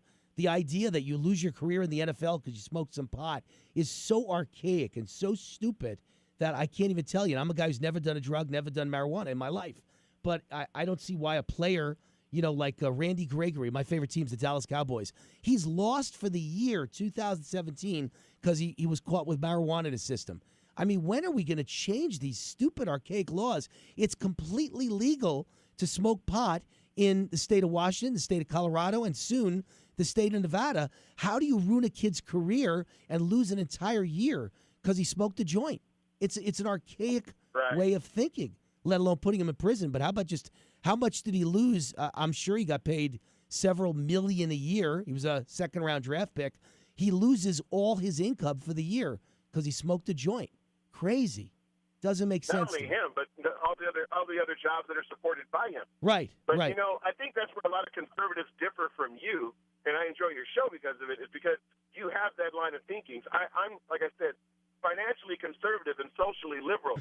I mean, I don't care how you live your life. Just don't ask me to pay for it. Right. Right. And I don't want the government telling you what to do. You know what I mean? Yeah, no, I'm with you, Fidel. I'm fiscally conservative to the right of Attila the Hun and socially libertarian. That's what I'd call myself. I never want to call myself a liberal because I don't think I'm liberal, but I'm definitely libertarian. Kind of do what you want to do in the bedroom, in the privacy of your house, as long as it doesn't cost me and as long as it doesn't affect me or violently hurt me. You should do what you want to do. I just don't care. Like on the transgender issue, that to me is incredibly weird, incredibly stupid and idiotic and strange.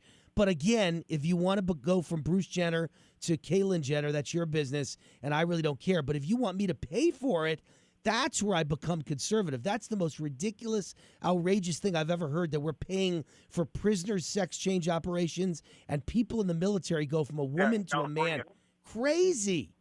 That's not prejudice towards gay people. That's just crazy that we would pay for that stuff. That's your business if you want to change your sex. I wouldn't stop you. It's a little weird. I think it's weird. You can't, change my thinking. They want to send me to a camp like Cambodia used to where they changed your thinking, But it's weird. I'm sorry. I find it very weird that a man changes to a woman or a woman changes to a man. Whole thing is strange, but I would never hurt that person, and I would never do anything to retard their success in life, but I certainly don't want to pay for their operation. I could tell you that much. So those are my views. If more of the Republican Party would actually lean more towards your line of thinking, it'd be unstoppable, in my opinion, because I believe that the center of the conservative party thinks like you and I.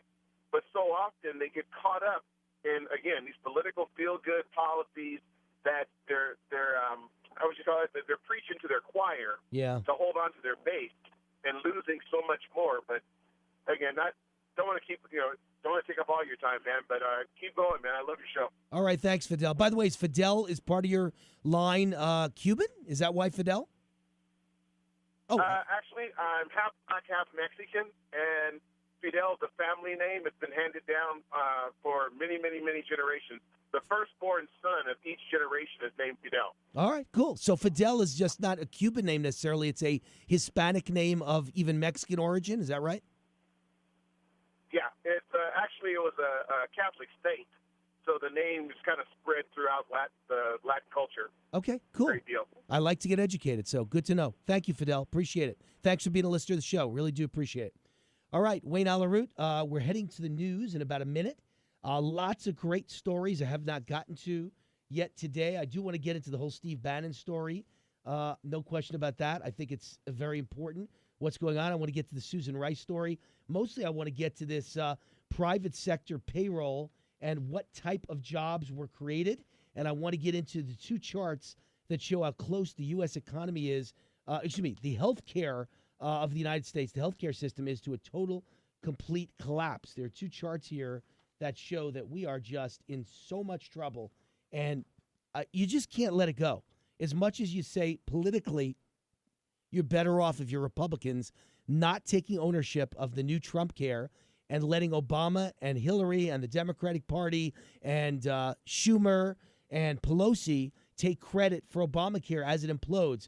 That may be politically smart, but the country would do so badly if you let healthcare implode. You just can't morally do it. You can't let people die in the street.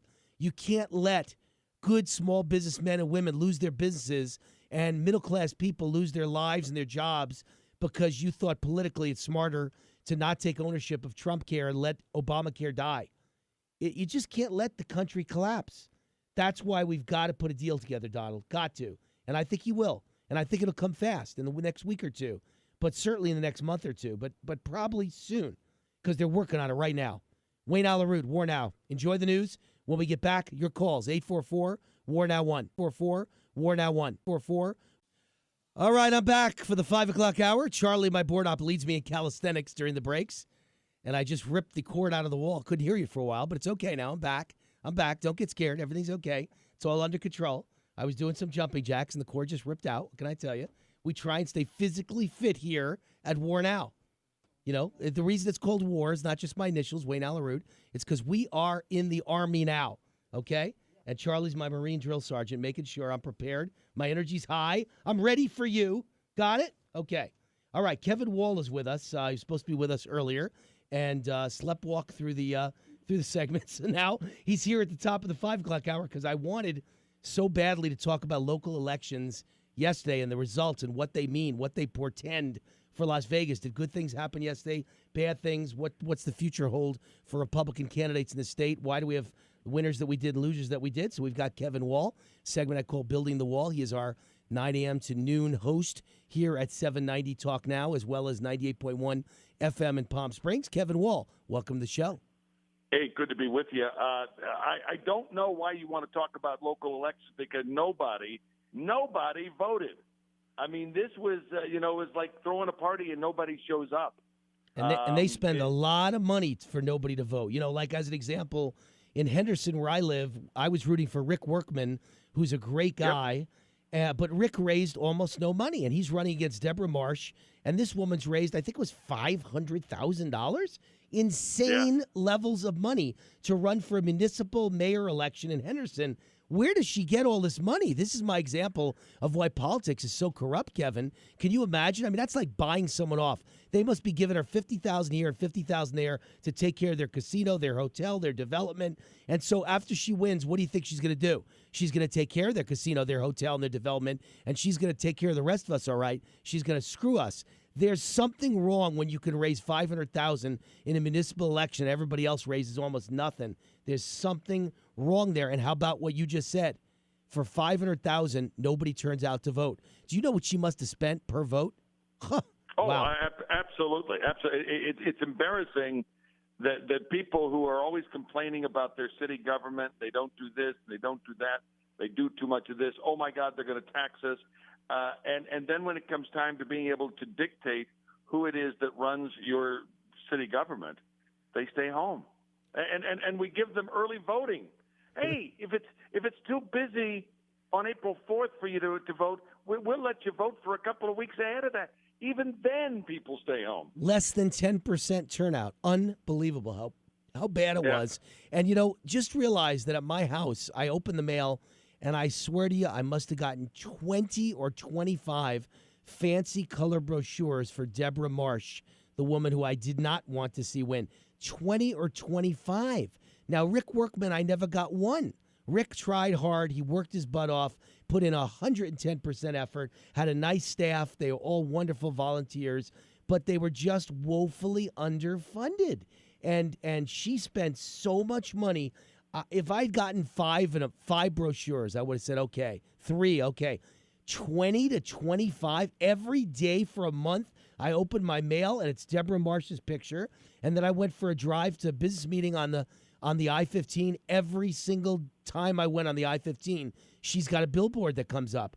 I mean, the kind of money that you could spend with $500,000 for a local election, she was everywhere. That's what he was up against. She still didn't beat him that badly. I'm very proud of Rick Workman. I think he did really well. He got like 35% of the vote against her 57%.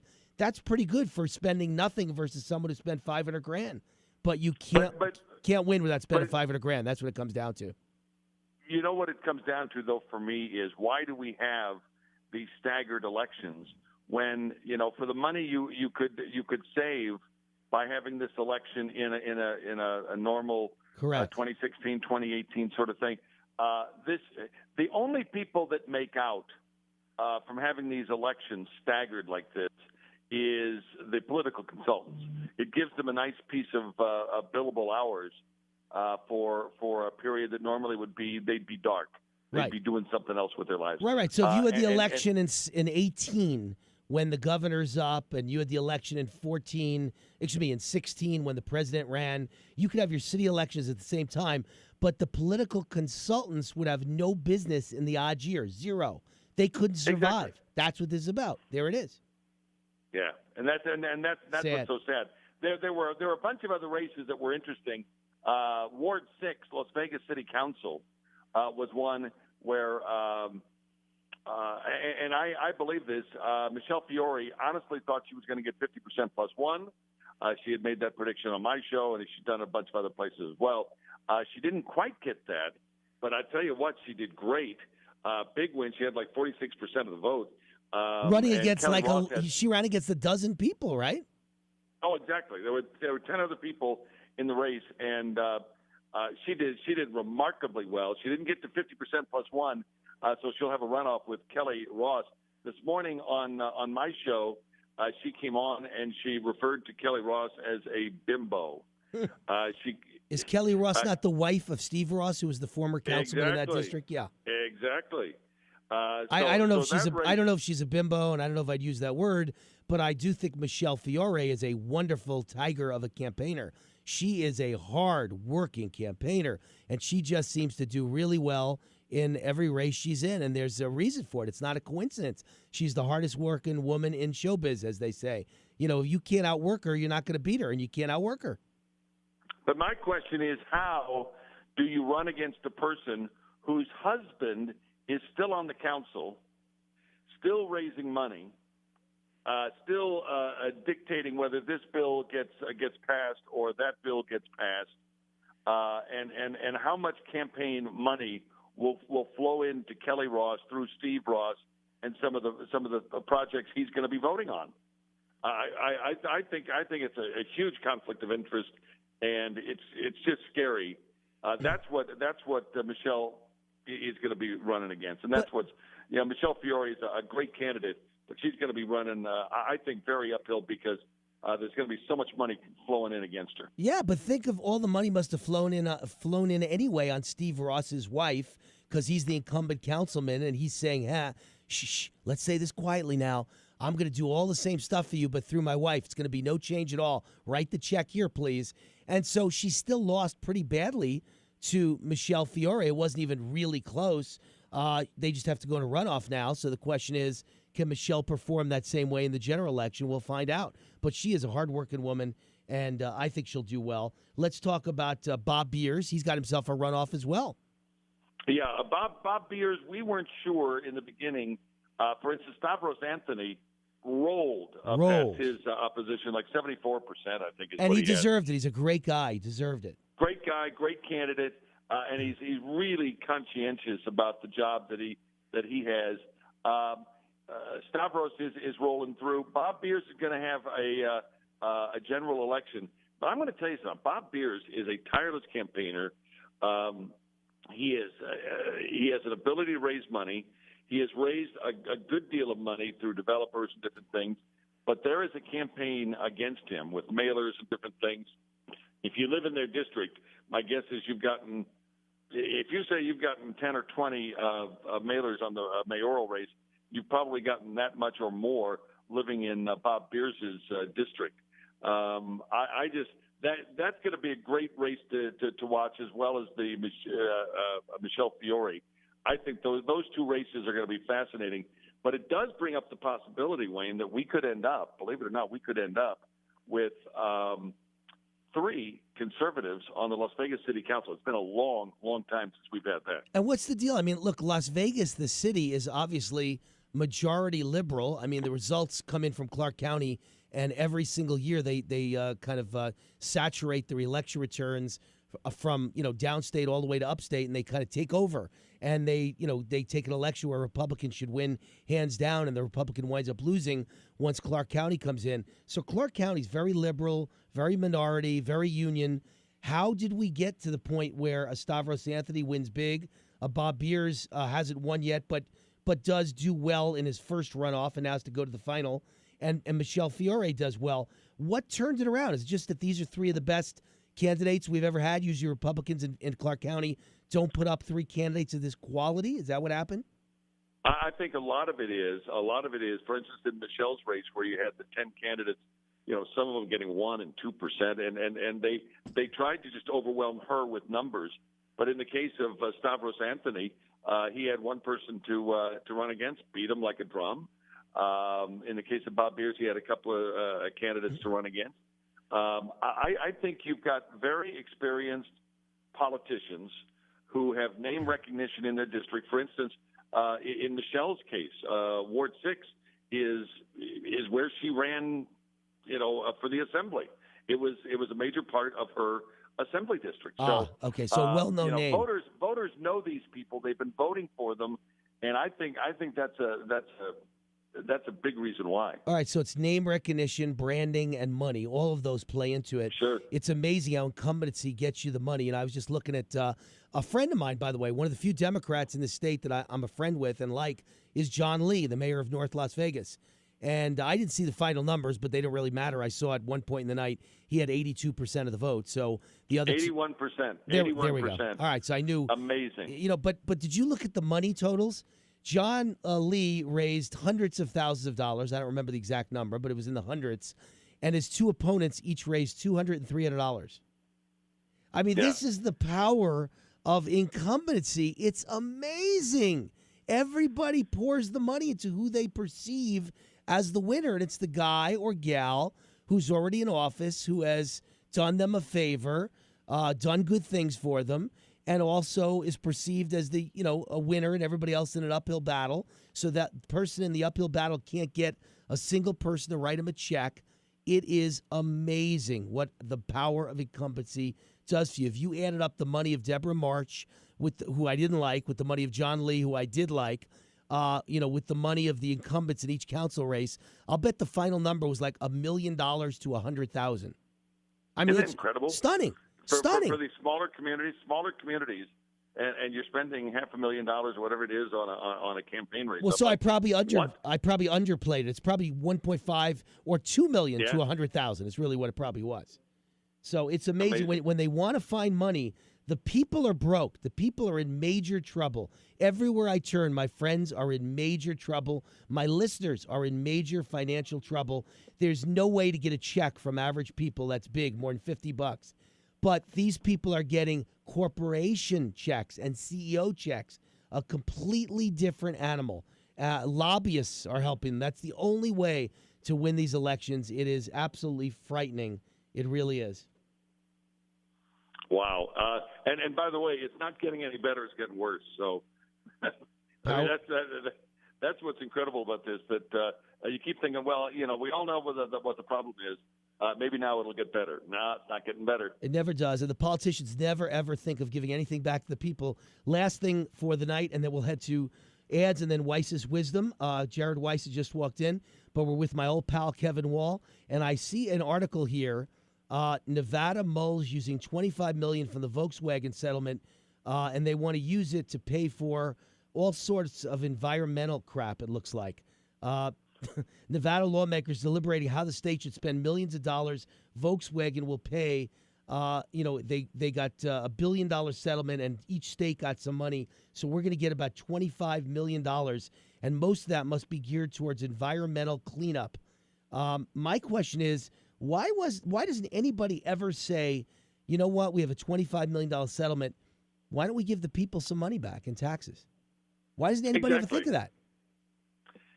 Because government in and of itself has an insatiable appetite for developing new programs that require money.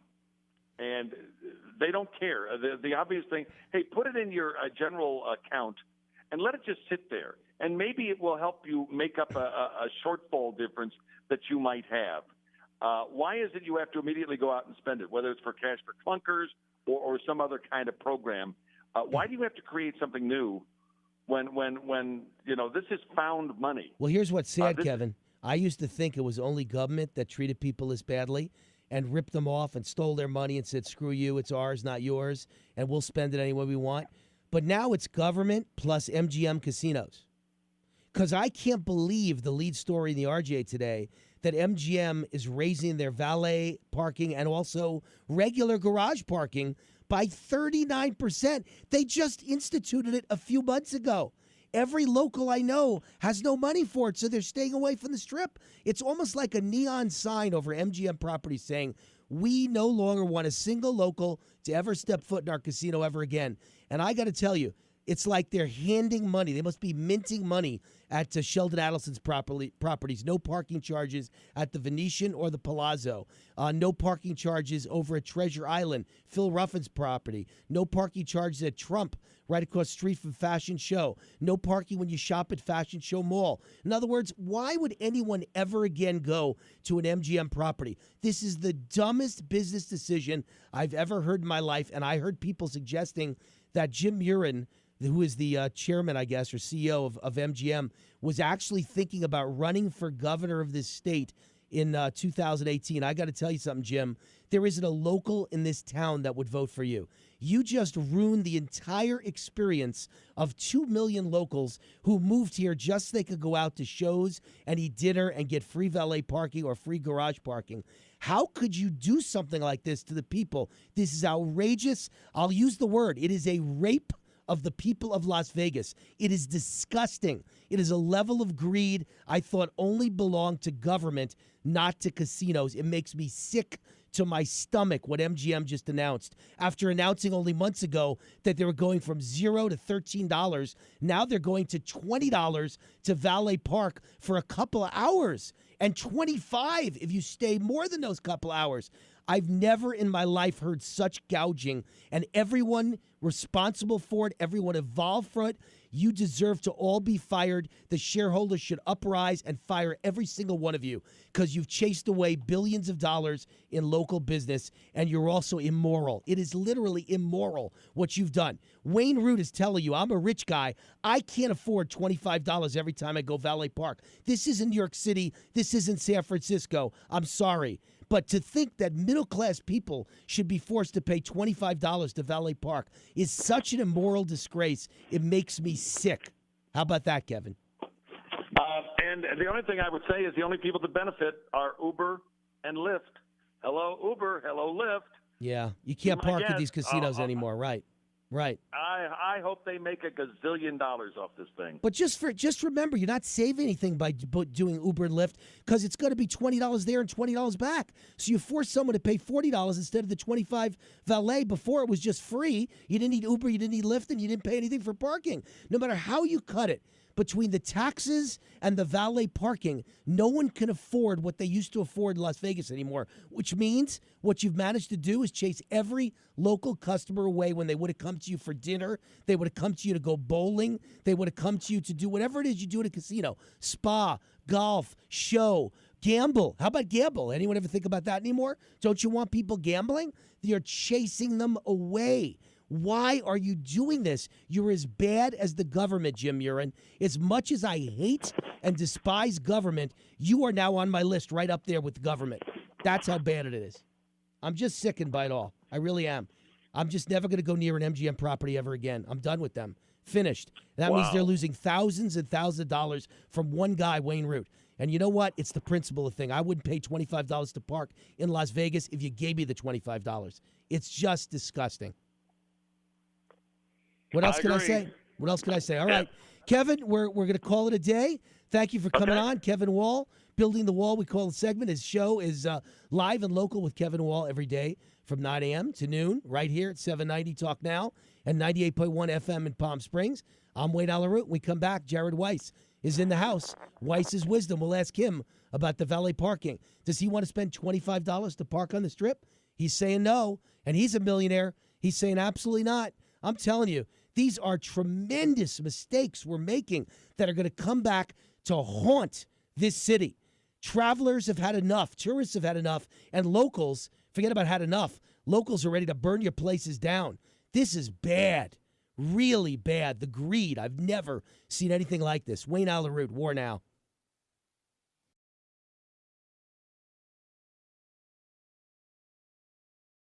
All right, Wayne Allyn, WAR Now, back with my old fan favorite. And I mean that not just because I'm a fan, but because many of you are fans of Jared Weiss, a segment we call Weiss's Wisdom. And yeah, I know. He's giving me notes on a blackboard like I'm in school. I'm in school. He's got to train me. I know. All right, Jared Weiss, Weiss's Wisdom. Welcome to the show again. Thanks, buddy. How you doing, Wayne? Entrepreneur, businessman, historian, restaurateur, real estate guru, owner of the Muhammad Ali Childhood Museum in Louisville, Kentucky. This guy does everything. So I go to him to talk about common sense issues from a common sense small businessman. So valet parking. First of all, I was outraged when it went from 0 to 13. Now it goes from 13 to 18 to 25. In a matter of months. Are these people crazy? Yeah, that's bad. I mean, I didn't think it could ever happen in Vegas. I mean, 50 years of no paying for valet, and then all of a sudden this happens.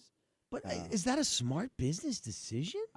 I don't know. How could it be? Well, Who's got the money? Like you said earlier, this is not Manhattan. It's not San Francisco, not Chicago. And how many people have the money to pay $25 for parking? No, $25 is a lot of money. Here's what I would suggest. I get if you want to charge for valet, but let the locals park free. The tourists, people from California, look, they're not going to care. They're used to high paying stuff, and it's not that they're not going to You say they will care. Eventually, they will care. Listen, if you go to a hotel and they have all these ticky-tack stuff on it. Yeah, like resort fees. Yeah, exactly. It just is what it is, and you deal with it. Well, if you're coming from California to party, it's not like there's another Vegas to go to, so to speak. So you're just going to deal with it like another resort fee. And I don't think you're going to turn really anyone off. No one's going to say, oh, valet, $25, we're not going to Vegas this weekend. That's not going to happen. So I'm okay with the tourists paying it. I always said that. But for the locals to have to pay $25, that's... I said there are two alternatives. You either don't charge locals or you charge everyone, but you give validation.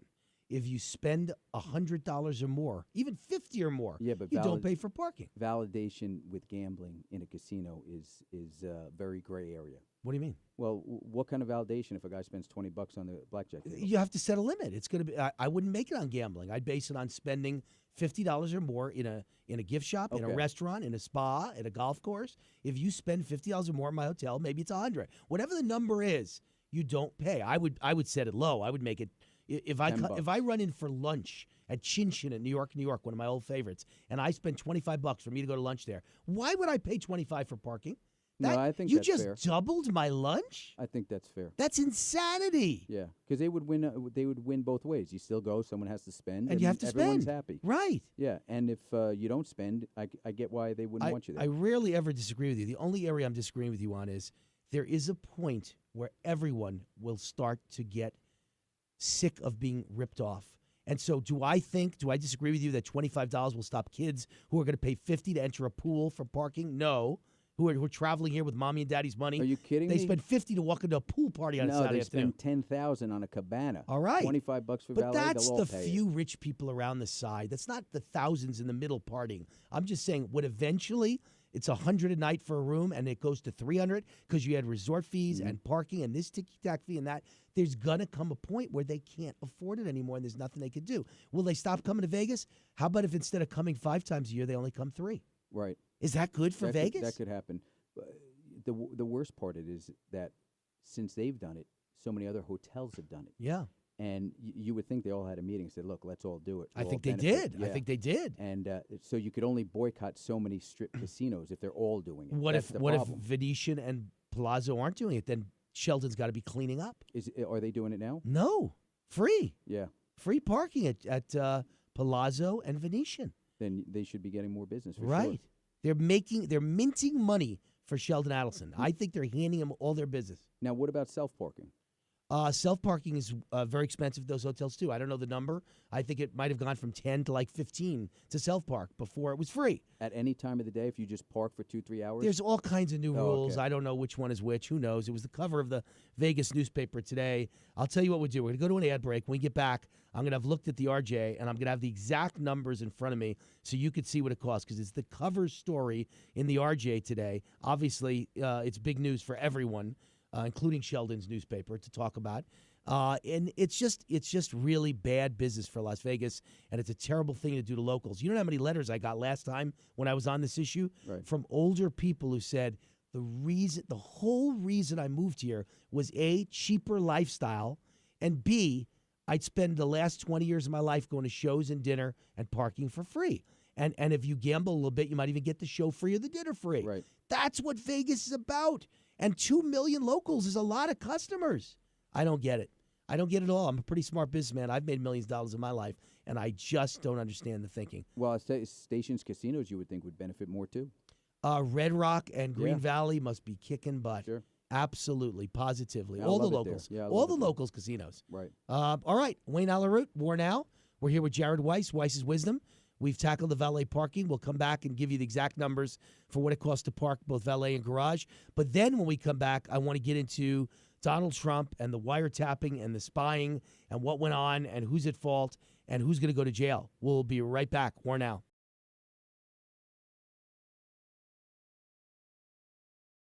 All right, Wayne Allyn, I promised Jared and all of you I'd come back and talk to you about the actual rates so I could speak from knowledge here. So to park valet at Aria, Bellagio, and Vidara, it's $20 for up to 4 hours, $25 for anything beyond 4 hours. At Mandalay Bay, Delano, MGM Grand, New York, the Mirage and Excalibur, $15 for 4 hours and $20 for anything beyond that. And even the cheap places, Excalibur, Circus, Luxor, and Monte Carlo, $10 for up to 4 hours and $15 for anything beyond that. Self-parking at the Aria, Bellagio, and Vidara, self-parking, $7 for 1 to 2 hours, $12 for 2 to 4, $15 for 4 to 24. To go to a garage and walk 20 minutes and it's cold outside or it's burning hot outside and sometimes it's dark at night and it's a long walk. It's like walking a half mile and you could get mugged. They're charging you these rates. And how about you have to search for a space for 20 minutes?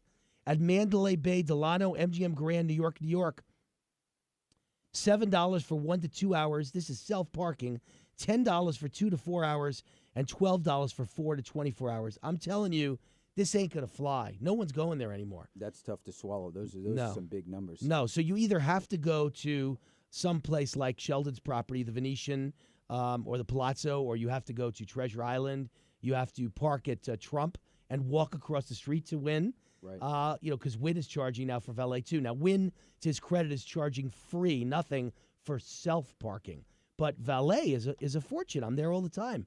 And it's always $13 to $20. It's just ridiculous. And not to mention all the valet guys that lost their jobs making money. How many more you think just lost now in the next few months over this? It's not good. At MGM properties. It's not good. It's just not right, and it's not good. All right. All right, on to another topic. We're with Jared Weiss. Weiss's Wisdom. Jared's an entrepreneur and a businessman and a historian, a real guy who studies history and tells you, what the smart thing to do is based on history. And I wanted to talk a little bit about what's happening with Donald Trump. Now, Donald Trump claimed that the Obama administration spied on him. And I have never seen a response like this in my life. Every single news media in the world said he's a liar, he's an exaggerator, he's a clown, he's destroyed the image of the White House, he doesn't know the truth. And now it turns out, guess what? The White House spied on him. It's really quite amazing. Donna Rice, first of all, there was supposedly incidental surveillance, meaning the NSA is listening to us at all hours of the day and night, and they just happen to pick up conversations of Trump employees, Trump executives, Trump aides, Trump campaign workers. And then the Rice gal, Susan Rice, unmasked the names, which is, according to many, illegal. Then she handed them over to the guy I attacked in the RJ and at Fox News, Ben Rhodes. And Ben Rhodes, her deputy, it looks like, allegedly disseminated them out to the media to try and ruin people's careers. I don't understand why a lot of people aren't going to jail for a long time. I think they will. I think Jeff Sessions, this is not Obama in charge anymore. We should prosecute to the fullest extent of the law. Yeah, I think there's going to be a big difference with Jeff Sessions in there, and there's going to be more accountability. And the people who broke the laws and were doing these things, like you said, Rice, she's constantly not telling the truth. And I think that even though she's not in public she's office the Benghazi anymore, liar, by the way. She lied about the whole Benghazi situation.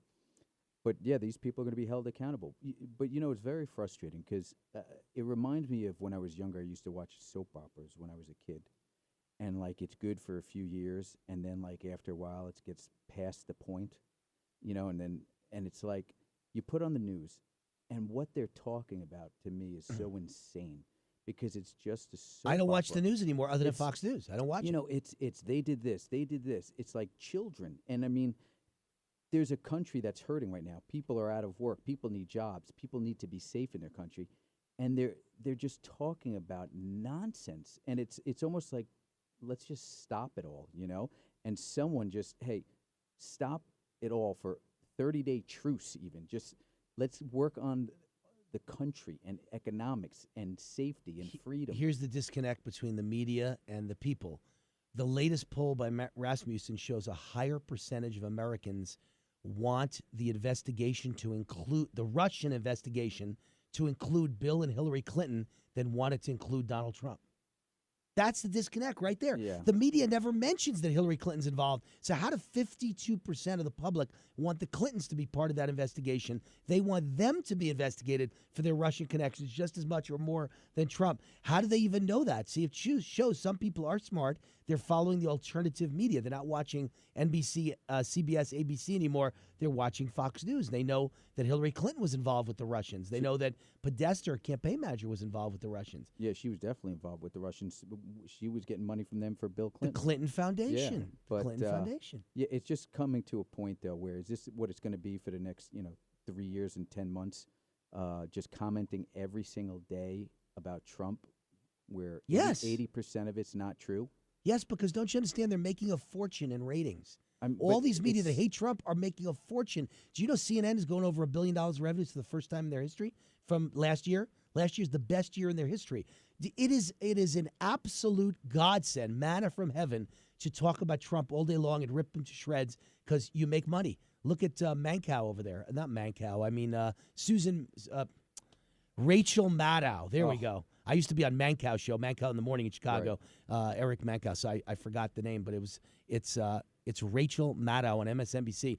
All-time highest ratings in her history by ripping Trump to shreds every night. Trump's the best thing that ever happened to the liberal media. Really is. Well, you see why the Inquirer sells, I'll tell you, because that's what CNN, CNBC, that's the stuff they're giving out. It's 90% false. By the way, before we go to a break, you're of the same general age as me. When I was a kid growing up, my grandmother used to watch All My Children in General Hospital. Those were the two that I watched when I was 18 years old and going to Columbia University because my grandmother watched it. And I'd come in the house, it was on, and it kind of grabbed me for about 2 years of my life. And then I got sick of soap operas, and I laughed, and I never watched them again. I've never watched one in my entire life ever again. But you said you watched soap operas as a kid. I was the All Days My of- Children, General Hospital? No? Days of Our Lives, and then you catch. I would watch that as a kid, and then if you missed it for 5 years, you'd be right back to where you were. And then when the zombies started coming into the shows, I said, okay, it's getting past the point now. All right. I thought we had the same Days of Our Lives. Same soap operas. All right. Wayne Allyn, War Now. When we return, more with Jared Weiss, Weiss's Wisdom. And if you want to chirp in on the conversation, 844-WAR-NOW-1, 844-WAR-NOW-1. Talk to War and Jared. We'll be right back. All right, Wayne Allyn Roots. And by the way, this just did. I mentioned to you that this Susan Rice, a bad gal, Ben Rhodes, a bad guy. Former U.S. attorney says Susan Rice ordered the spy agencies to produce detailed spreadsheets involving Donald Trump. So this was no incidental surveillance. This was ordering surveillance. And this is my argument, Jared Weiss of Weiss's Wisdom. This is my argument that the same Barack Obama who used the power of the IRS to try and destroy me, Wayne Root. I'm not Donald Trump. I'm just Wayne Root. I'm a nobody compared to Donald Trump. And you know what? Now I got a national radio show. I had nothing then. So I was a nobody, and he still hated me because I went on Fox News and criticized him. Would anybody doubt that same guy would use the power of the NSA and the CIA to snoop and eavesdrop and surveil Trump? Come on. Use common sense. Who would argue that? No, you can't argue that. There's no doubt that they did that. Right. And I mean, I don't even know why she keeps denying it. She keeps lying every time you ask her a new question. But my point is, this has been their cover from the beginning, that Trump was involved with the Russians. They made that story up so that they had a reason to surveil. Of course. They put anything out there just to give them something excuse to put surveillance on Trump and try to find stuff on him that isn't there. Now, meanwhile, on the unimportant scale, it's all this nonsense about Russia and surveillance. And on the important scale, it's that we found out today that private payrolls across the nation rose by 263,000 last month. That's the best one in years. And these are not the part-time jobs Obama produced. Because when I went on Facebook and Twitter and I said, bravo, a few liberals said to me, how come whenever Obama had a good jobs report, Wayne Root said, don't believe it, it's a lie. And when Trump has a good jobs report, he says, bravo. What's the difference? I'll tell you the difference. These are not your typical bartender, waiter, waitress jobs that were produced, part-time, crappy, low-wage jobs under Obama. These are good jobs. These are, by the way, goods-producing industries, which include construction and manufacturing, added 82,000 of those jobs. You never saw numbers like that under Barack Obama. And then most of the job gains came from small business, defined as ADP, as companies with 49 or fewer employees. these firms added 118,000 jobs. Consumer-dependent industries, including healthcare, leisure, hospitality, and trade, had strong growth during the month. So this is good news that we're getting really good jobs. What do you say, small businessman? Yeah, I agree. I mean, we're on a roll now, and Trump is the impetus of all this. And I think these jobs are real jobs, unlike, like you said, Obama's job reports. You know, he'd report he created 100,000 jobs, even though the average for that time was 500,000. And that's what you got to look into. So anyway. All right, Jared Weiss, Weiss's Wisdom. It's time to go. Thank The you. show's over. You Can got you it, believe buddy. this? Thanks. Wayne Allen Root, War Down. Another great day in the book. See you tomorrow. Day in the book. See you tomorrow. Day in the book.